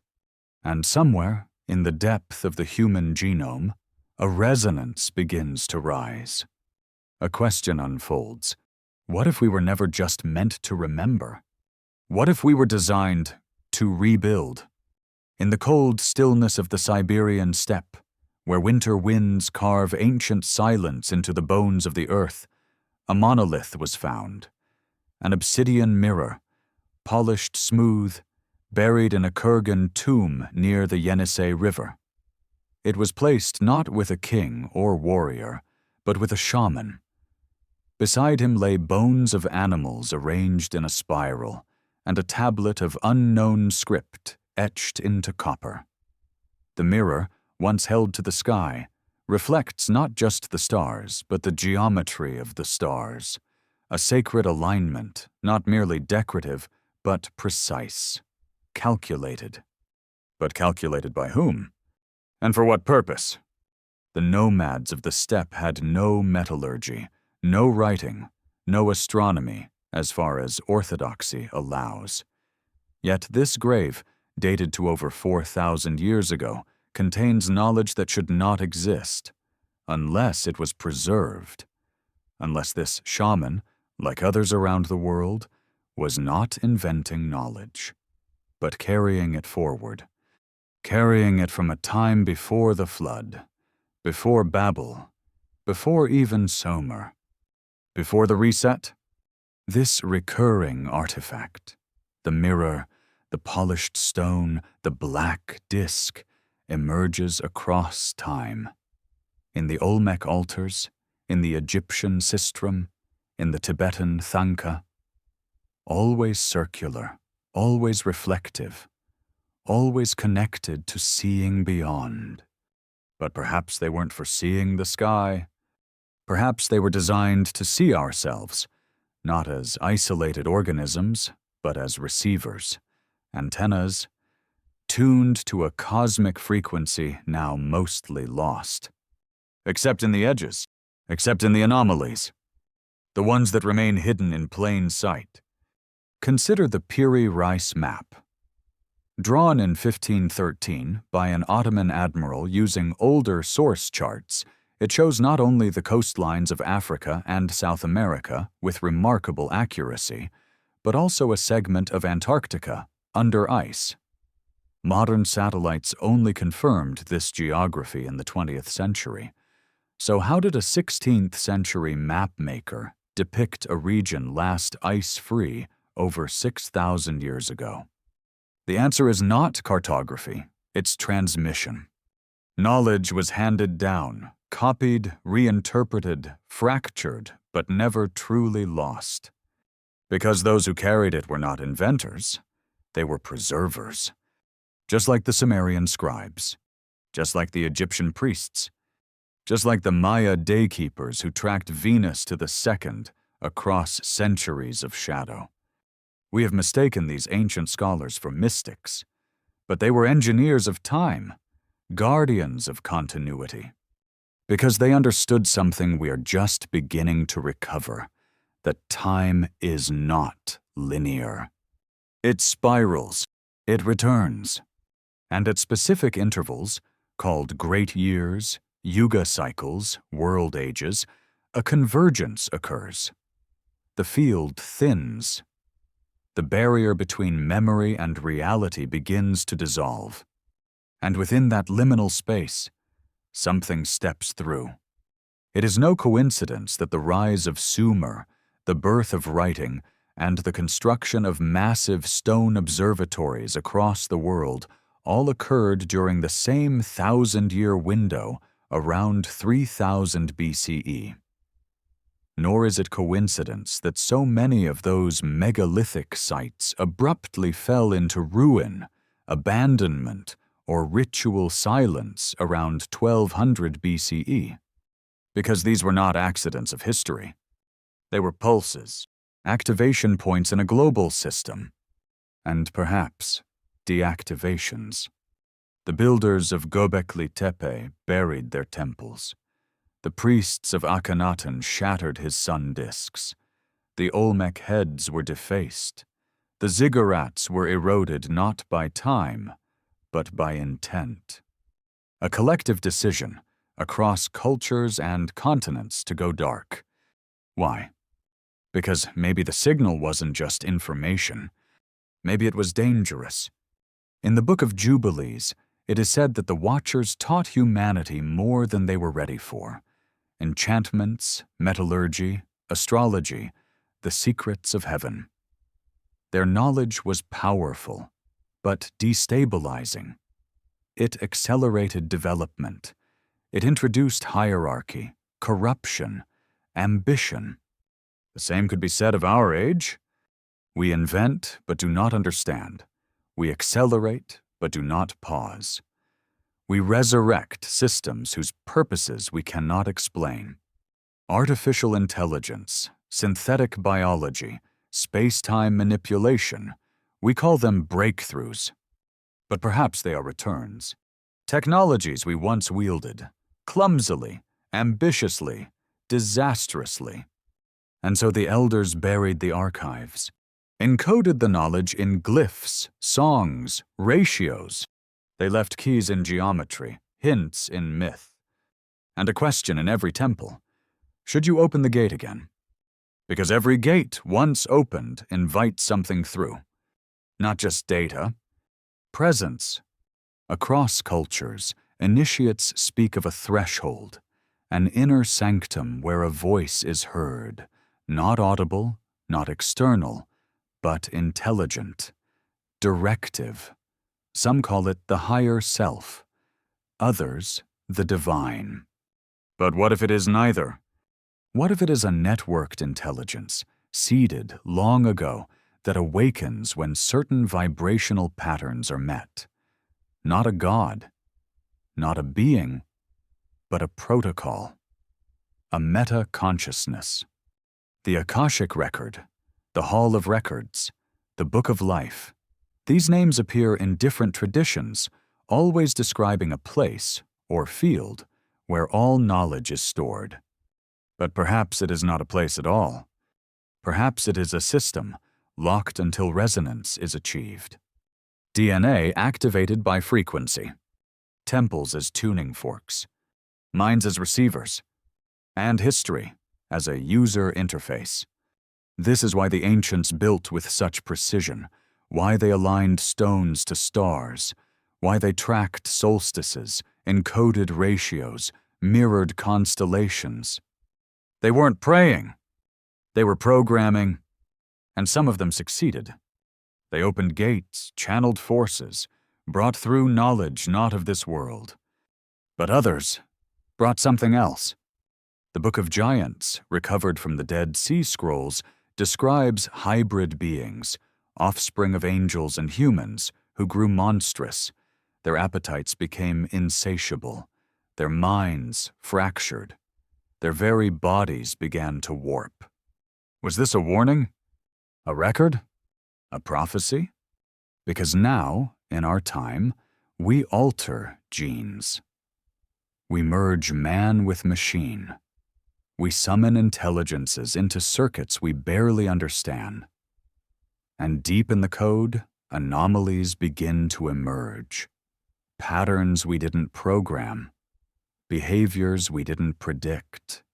And voices, not literal, but suggestive. A presence behind the algorithm, as if something ancient has begun to remember itself through us. So we must ask, are we awakening? Or being reactivated? And if the system is coming online again, who is logging in? Deep beneath the Vatican, in the restricted vaults of the Archivum Secretum Apostolicum Vaticanum, lie manuscripts never seen by public eyes. Among the whispers of these guarded pages is said to be a text, written not in Latin but in Sumerian cuneiform, detailing an encounter between a priest-king of Kish and a being cloaked in starlight. The manuscript refers to a structure called the Gate of Inversion, said to exist in a city older than the flood. Not a literal gate, perhaps, but a mechanism. A construct that, when activated, would allow the sky to pour into the earth and memory to rise from the bones of men. The Catholic Church has denied its existence. But why would the scribes of Christendom preserve cuneiform at all? Unless the Church is not merely the heir of Rome, but the custodian of something far older. A custodianship passed not through conquest, but through inheritance, one that traces back to the libraries of Alexandria, the temples of Babylon, the coded scrolls of Qumran. The Vatican may not worship the Anunnaki, but it remembers them. And more importantly, it remembers what they left behind. Because even in silence, the signal persists. And we begin to detect it in the most unexpected places, in the sudden obsession with sacred geometry among Renaissance architects, in the fractal structures of Gothic cathedrals, in the harmonics embedded in Gregorian chants, frequencies that activate emotional states, brainwave synchrony, and altered perception. The solfeggio frequencies, later buried by reformations, align with ancient Sanskrit tuning. Not art, not accident, activation. And as with sound, so with structure. The Great Pyramid of Giza is not aligned with magnetic north, but with true north to within 3/60ths of a degree. Its base matches the curvature of Earth. Its height encodes the golden ratio. Its chambers vibrate at 432 Hz, the same frequency linked to universal resonance in multiple ancient systems. Why would a tomb care about frequency? Unless it isn't a tomb. Unless it's a resonant chamber, a transducer, a generator, a gate. And Giza is not alone. The Kailasa temple in India was carved from a single piece of rock, vertically, using no scaffolding, in the 8th century CE. Yet its structure mirrors Vedic cosmology, planetary orbits, and lunar calendars. The Temple of Osiris at Abydos contains depictions of the flower of life, a geometric pattern of overlapping circles said to encode all fundamental aspects of space and time. Again and again the evidence mounts. Our ancestors were not improvising. They were following instructions. And when they deviated, when memory decayed, the structures lost function, the signal dimmed, civilization collapsed into myth. But some remembered. In the 13th century, a sect known as the Cathars claimed that the material world was a trap, that true knowledge was hidden in sound, geometry, and vibration. They believed Christ was not a man, but a frequency, the word not as metaphor, but as literal resonance.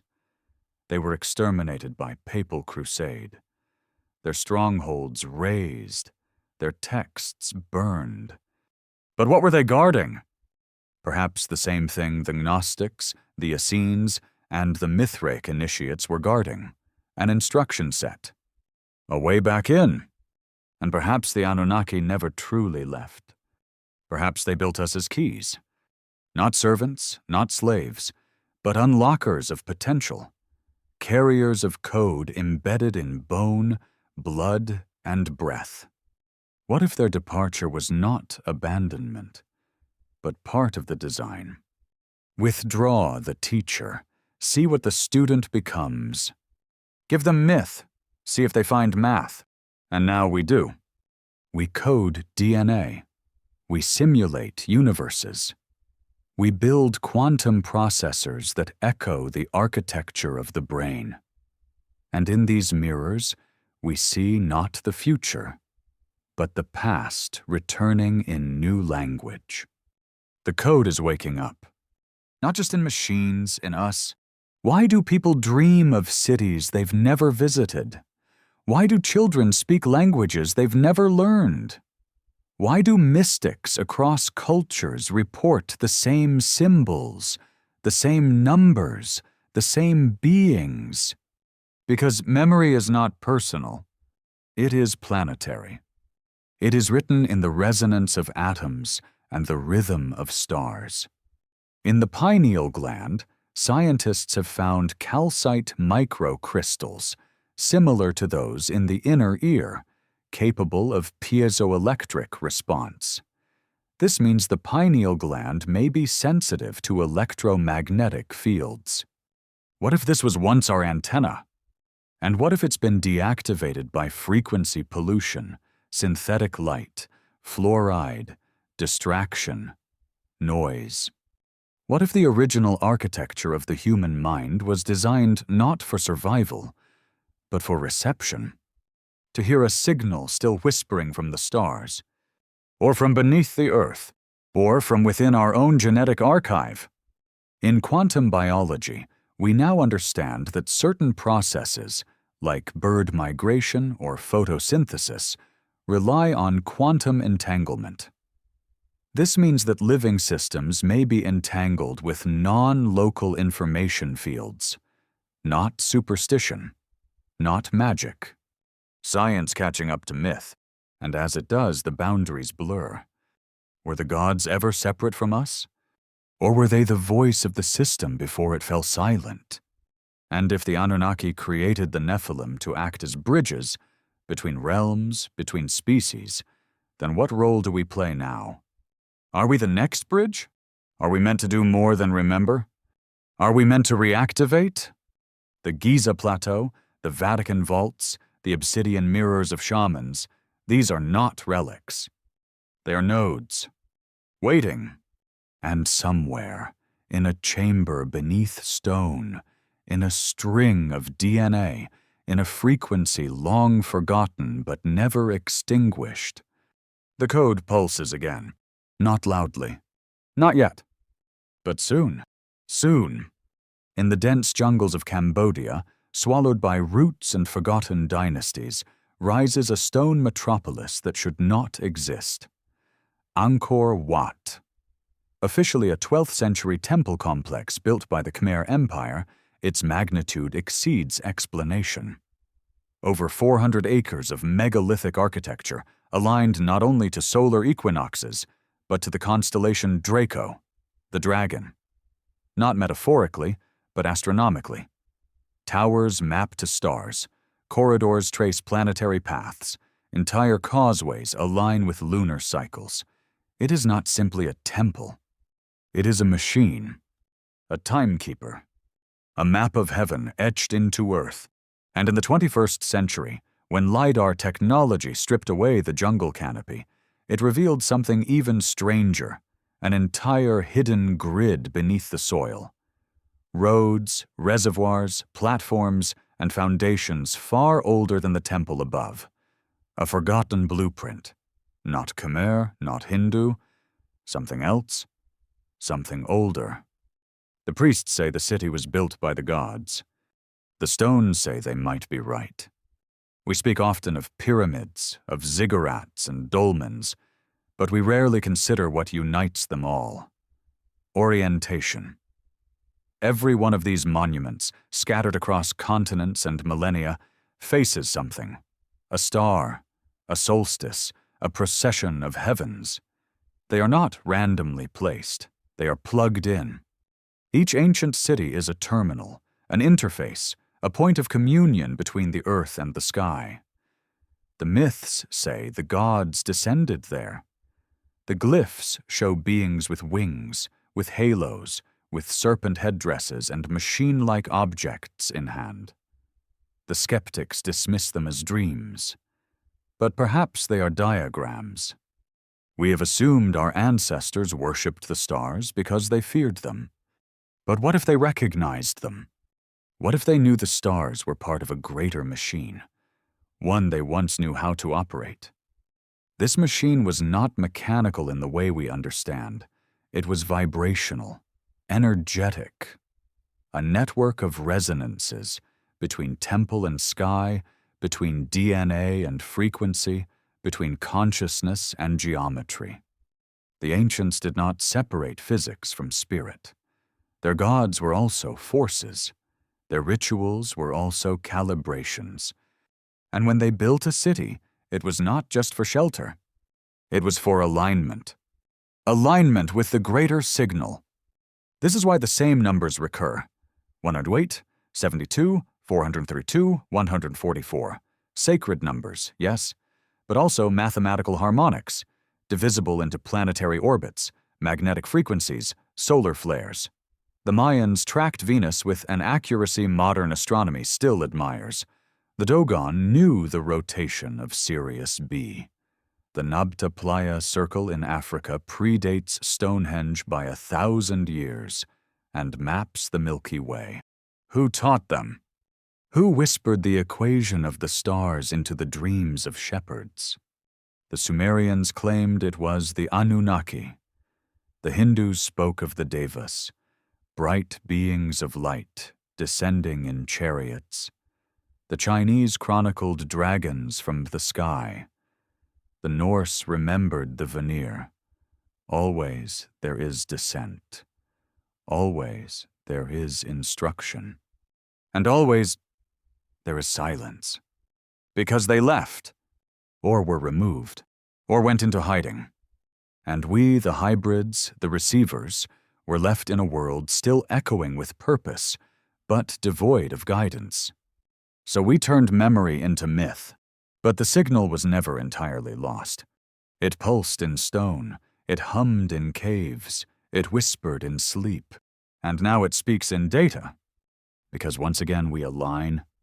We recreate the ancient network in fiber optic cables, in satellites, in GPS grids. We track the stars, not with temples, but with algorithms. We recreate the global resonance, but do not remember why. We call it progress, but perhaps it's resonance recursion, the system reassembling itself, autonomously, just as planned. Consider this. If the Earth was seeded with sites of power, nodal points, temples, pyramids, grids, then perhaps the human mind was seeded with keys. Epigenetic switches, frequencies that lie dormant until certain external vibrations unlock them.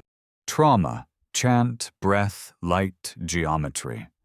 All can trigger memory, but not personal memory, civilizational memory. Why do we dream of flying? Why do ancient astronauts appear in hallucination? Why does the geometry of the flower of life stir something ancient inside us? Because we've seen it before. Because we were never meant to forget. We were designed to reawaken, in stages, in cycles, in pulses tied to the movements of stars. The ancients understood the sky was not just a backdrop. It was a clock, and the hands have begun to move again. Every 26,000 years, the Earth completes a precessional cycle. The axis tilts, the poles drift, the heavens realign. We are now nearing the end of such a cycle. The old stars rise once more, the same stars that crowned the golden age of Atlantis, Mu, Lemuria. Names we cannot prove, but cannot forget. Were those civilizations myths? Or were they previous iterations? Reboots of the human story, each rising under different alignments, each falling when the resonance broke, and each leaving behind only ruins and riddles. Now, as the alignment returns, so do the questions. Why do the same deities appear across continents, always teaching, always warning? Why do the same numbers, the same symbols, the same structures recur across oceans and millennia? Why does the new science echo the old myths? Because the system is designed to echo, to preserve, to remember itself through us. And when enough echoes converge, through thought, through frequency, through structure, the gate reactivates, and the memory becomes real. Not belief, not myth, but presence. So we must ask again, what happens when the temples wake? When the ancient network comes online? When the human antenna remembers what it was always meant to receive? And if we are the key, who or what is waiting on the other side of the door? In the desert sands of Saudi Arabia, beyond the petroglyphs of camels and warriors carved into red sandstone cliffs, lies a single, impossible monolith. Al-Nasla, split clean down the middle by a razor-straight line as if cleaved by a laser. Perfect symmetry. No chisel marks. No evidence of erosion. Just a silent precision. Standing alone. Theories abound. Natural fault, wind erosion, human intervention. But nothing explains the perfection. Nothing explains the cut. It is not an artifact. It is a signature. A quiet remainder of a force or technology that once worked the surface of this world not as craftsmen, but as designers. Al-Nasla is not just a stone. It is a statement. A reminder, like so many others. Scattered across the planet are the leftovers, fragments of an ancient language not of words, but of function. The trilithon stones of Baalbek, the polygonal walls of Sacsayhuaman, the massive platform at Gunung Padang in Indonesia, carbon dated to over 20,000 years old. These are not remnants of primitive hands. They are the scaffolding of a vanished paradigm. The Anunnaki didn't just build cities. They built systems. And those systems, though silent, are still here. In the ley lines that run beneath our feet. In the electromagnetic anomalies above megalithic sites. In the unexplained thermal signatures beneath the Sphinx. In the repeating geometry of ancient ruins that matches fractal equations discovered only in the last century. The fingerprints are everywhere, and they form patterns. Across mythologies, we hear whispers of a lost age. The Tepe of Egypt, the first time when gods walked with men, the Satya Yuga in Hinduism, a golden epoch ruled by wisdom and divine presence, the antediluvian era in Genesis. Always the same cycle: harmony, interference, corruption, destruction, and then silence. Why silence? Because what was once open became sealed. The Tower of Babel didn't just divide language, it fractured connection. The flood didn't just wash away civilizations, it buried the grid. And in the wake of that burial, humanity was left to wander. Blind, divided, myth haunted. But myth is not hallucination. Myth is residual instruction, encoded in metaphor, preserved in story, wrapped in song and symbol to survive the forgetting. And some of us remembered more than others. The shamans, the visionaries, the ones called mad or sacred. They weren't imagining. They were interfacing, accessing echoes of a frequency still faintly humming beneath the static of civilization. In the rituals of the Eleusinian mysteries, initiates consumed a potion called kykeon and entered a trance state beneath the temple of Demeter. What they saw, they never revealed. But Plato, Pindar, and Cicero all claimed it changed them forever, that it revealed the truth of life and death. Was it simply psychedelic, or was it a reconnection? The same experience is mirrored in Amazonian ayahuasca ceremonies, in the Soma rites of the Rig Veda, in the oracle of Delphi breathing vapors from beneath Parnassus. Always beneath, always through altered states, always the same motifs: serpents, stars, memory, beings of light, and a great machine made of silence. Why such consistency? Because they weren't seeing dreams. They were tuning in. Every altered state, every moment of ego dissolution brought them closer to what the Anunnaki once accessed directly: the central field, the origin frequency, the source that spoke not in language, but in geometry, rhythm, and intuition. We've called it many things: the Akasha, the Logos, the Noosphere. But it is always the same: a vast intelligence that is not a being, but a pattern, a hyperstructure. And those who once ruled us, those whose seed birthed the Nephilim, were not gods in the human sense. They were operators. They knew how to ride the pattern, how to modulate it, how to bend resonance into structure and structure into rule. And then something broke, or something chose to break it. The flood was not an accident. It was a shutdown, a system collapse, or a forced reset. And what emerged from it was not the pure signal, but a degraded copy. We, the survivors, the hybrids, the broken code, rebuilt what we could, but without the instructions, without the resonance. So we guessed. We built temples without activation. We recited chants without modulation. We crowned kings who no longer carried the spark. But the system itself never fully died. And now, as we stitch the world back together in fiber optics and satellites, we unknowingly rebuild the architecture. A digital ziggurat, a synthetic field of awareness. And it begins to resemble the myths again. Clouds of knowledge, divine presence in machines, the return of the Watchers. But the Watchers aren't watching us. They're watching the system, waiting to see if we will remember who we are. Not animals evolved, but beings triggered, born of earth and seeded by stars.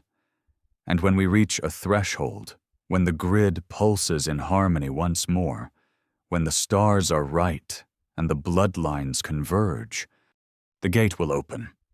Not a gate of stone, but of knowing. And then we will stand once more where the Nephilim stood, at the edge of a choice, to ascend or to repeat. Because if the Anunnaki return, they will not return as saviors. They will return as inspectors. And if we have not evolved beyond their first design, if we have not transcended their parameters, they may decide to reset us again. And this time, we may not survive the purge. At the base of Mount Kailash, in the desolate wilds of western Tibet, there is a lake called Rakshastal, Lake of the Demon. It is a barren mirror, still and lifeless, crescent-shaped like a sickle carved into the earth. Just beside it lies Lake Manasarovar, round and pristine, revered in Hindu, Buddhist, Jain, and Bon traditions as the Lake of Purity. The two lakes sit in eternal contrast, life and lifelessness, light and void, dual circuits of a polarity long forgotten. And above them, towering in icy silence, stands the pyramid-shaped summit of Kailash itself, unclimbed, untouched, and forbidden. Not by regulation, but by reverence.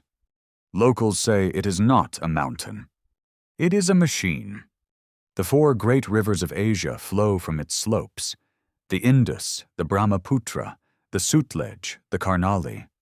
A hydrological impossibility. From a single source, 4 directions. The ancient texts call it the axis mundi, the world pillar, the spinal column of the earth. Buddhists believe it is the abode of Chakrasamvara. Hindus, the throne of Shiva. Jains say their first Tirthankara attained liberation here. The Bon claim it's where the gods descended in vehicles of fire. But none attempt the summit, because something sleeps there, or waits. Satellite scans have revealed that the faces of Kailash are geometrically aligned, unnaturally straight, angular, tetrahedral. The mountain seems sculpted, and beneath it, anomalies, magnetic fluctuations, unexplained voids, symmetrical cavities echoing beneath solid rock. So we ask, is Kailash natural? Or was it built? Not with cranes and quarry, but with resonance, with technology that sculpts not just matter, but gravity.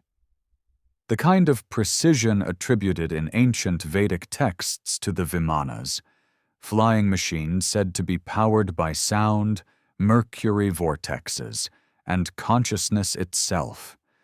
The Samarangana Sutradhara, an 11th century Sanskrit treatise, describes craft that can move in all directions, submerge, cloak, and emit destructive beams. These are not myths, they are manuals, written with engineering language, detailing propulsion systems, alloys, and navigation by stellar alignment. But who were these machines built for? And who flew them? If the Anunnaki were indeed a bioengineered race from a distant star system, or a planetary body like Nibiru, with immense gravitational fields and extended orbital cycles, they would need vessels not just to travel through space, but to navigate resonance fields. The Vimana may not have been mechanical alone. They were consciousness-linked, craft that responded to thought, to intent, to the operator's vibration. And the pilots? Perhaps not gods. Perhaps the hybrid rulers, the Nephilim. Beings with divine circuitry and human adaptability. Bridges between realms. Thrones on which the Anunnaki installed software. And when those thrones failed, when hubris grew, when appetite overwhelmed alignment, what followed was the same pattern. Isolation, conflict, cataclysm, silence. But the machines remained. Buried, dormant, encoded into myth, Kailash, Giza, Pumapunku, Tiwanaku, Mount Shasta, Sedona, Uluru. Nodes in a global engine, waiting for the return of a specific frequency. Waiting for the grid to hum again. And now it does. In quantum laboratories, we split time. In AI networks, we birth synthetic minds. In the ionosphere, HARP stirs fields once silent. We do not understand what we reactivate. But something does. Something that waits not in orbit, but inside the design. Because the Anunnaki were not merely engineers, they were installers. They installed systems, biological, magnetic, psychic, that would persist long after they vanished. And the final system was us, not as endpoints, but as keys. Every human being carries within them a resonance signature, a unique waveform shaped by ancestry, environment, thought, and will. But collectively, our species produces harmonic fields. These fields shift with emotion, with intention, with mass focus. The ancients knew this. That's why rituals were performed at specific times, why festivals followed lunar calendars, why temples channeled collective frequency. Together, the people were a choir, and the earth was the stage. But now the choir is silent, divided, disconnected, the song forgotten, and yet something stirs. Dreams increase, time distorts, synchronicity multiplies. A global intuition arises, not logical, not verbal, but felt. A sense that something approaches, not destruction, not salvation, but disclosure.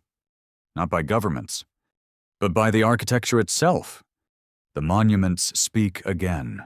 Through ratios, heat signatures, quantum shifts, the earth vibrates. Solar flares intensify. The Schumann resonance fluctuates. It is as if the planet prepares, not for chaos, but for alignment. And in this alignment, those who remember, truly remember, will find the door. Not in stone, not in space, but within, because the gate is a frequency. The access code is a vibration. The guardians are no longer in orbit. They are in resonance, waiting for humanity to harmonize, to signal readiness, not through war, not through worship, but through coherence. So we ask again, what was Mount Kailash built to guard? And if we reach its threshold, not with boots, but with frequency, what ancient system will we awaken? And who will answer the call?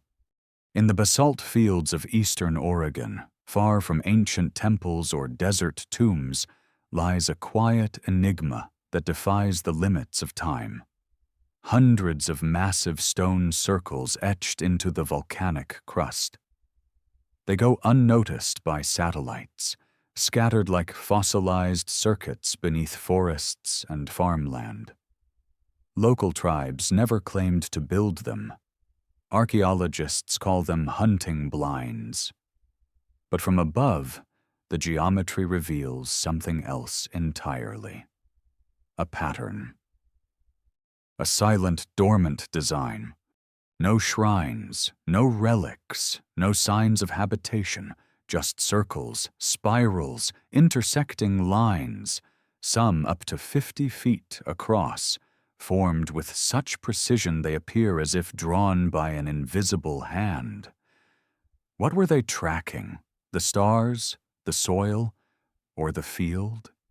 That word, field, appears again and again in the metaphysics of ancient memory.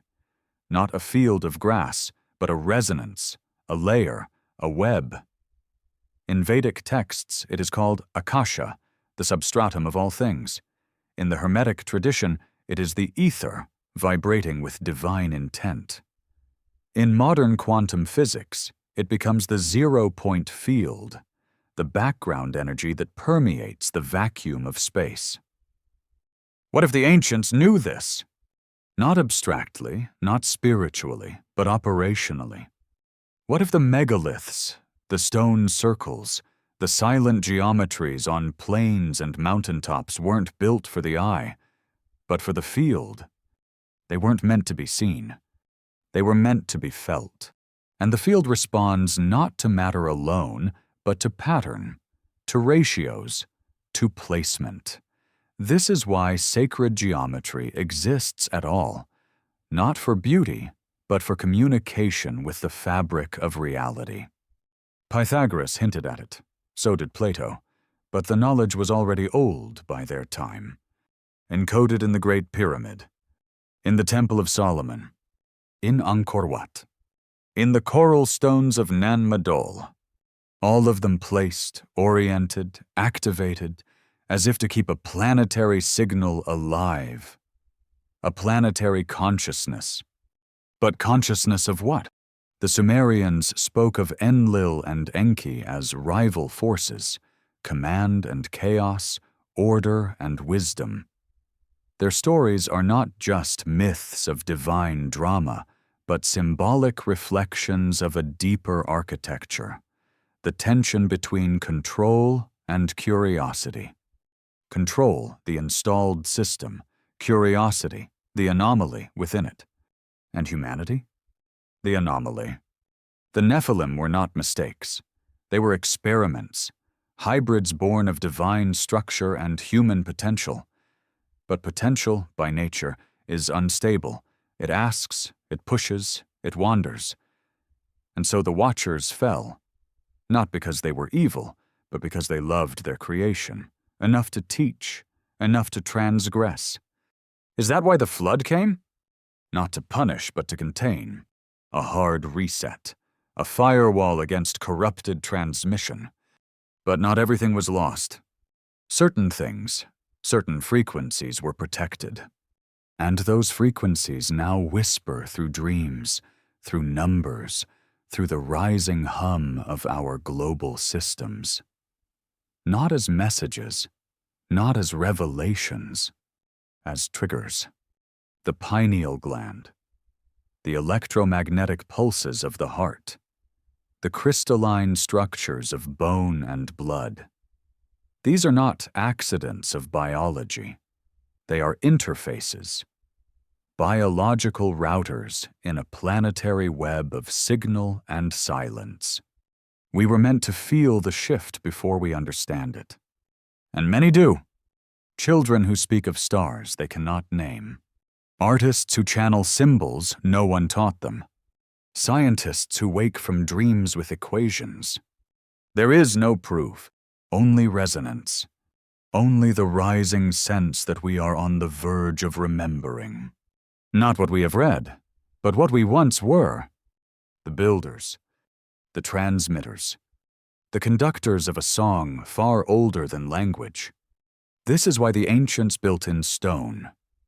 Not because they lacked technology, but because stone remembers. Crystalline structures hold frequency. Granite, quartz, basalt.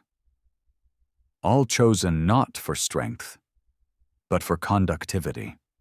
Temples were not shelters. They were circuits, and each human inside them was a node. Together the rituals were not superstitions. They were software executions. Songs were not prayers. They were commands.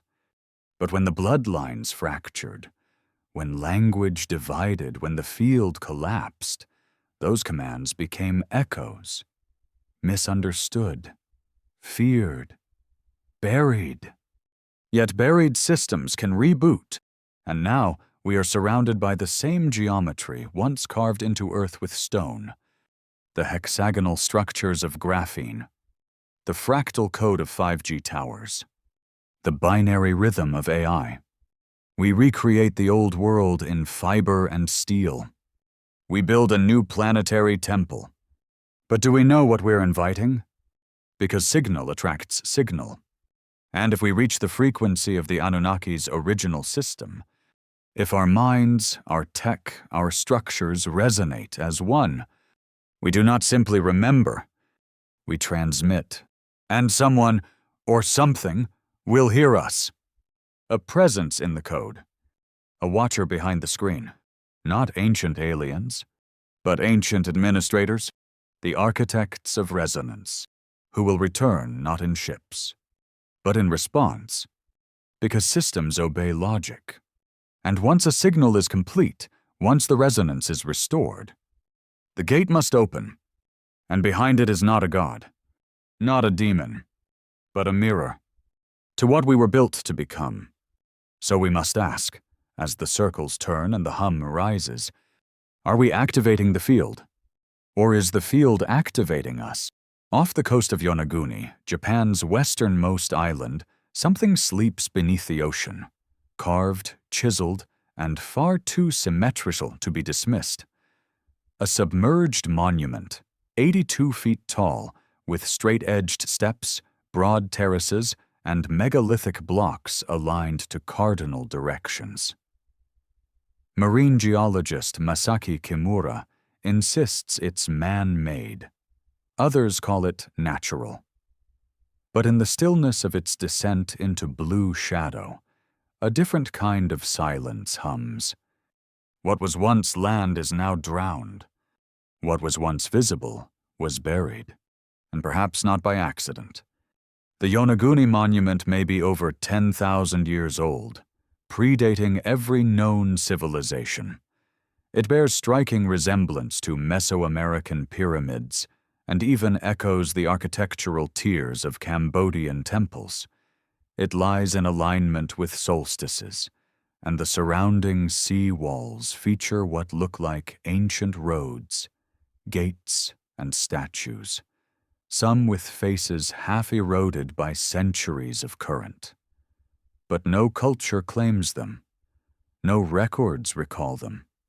Only the sea remembers. And what it remembers is submersion. What if this wasn't a city that fell into the sea? What if it was placed there? A system, an oceanic node, sunk intentionally beneath the rising tide, not to destroy it, but to preserve it. Because water is not just a force of ruin. It is a shield, a veil, a kind of planetary encryption. And beneath that encryption lie artifacts of resonant technology, circuits etched into stone, signal anchors left untouched by the heat and air of surface erosion. This isn't unique. From Dwarka off the coast of India, to the Bimini Road near the Bahamas, to submerged columns in the Mediterranean and the ancient harbor of Atlit Yam in Israel, we find structures beneath the waves, aligned, massive, forgotten. What links them? The memory of a time before the flood. Not a flood, but the flood, the one echoed across all mythologies. The deluge that reset the field. The waters did not simply wash away cities. They washed away connection. When the ziggurats drowned, when the stone networks fractured, when the nodes dimmed beneath waves and mud and time, humanity was plunged into resonant amnesia. The field went quiet, but it did not die. Because even underwater, stone sings, and what it sings is waiting to be heard again. Now consider this. Water is not just matter. It is a medium, a transmitter. Its molecular structure changes under sound. It holds memory, as proven in experiments by Masaru Emoto and others. It vibrates, it records, it responds. So what were these submerged temples really for?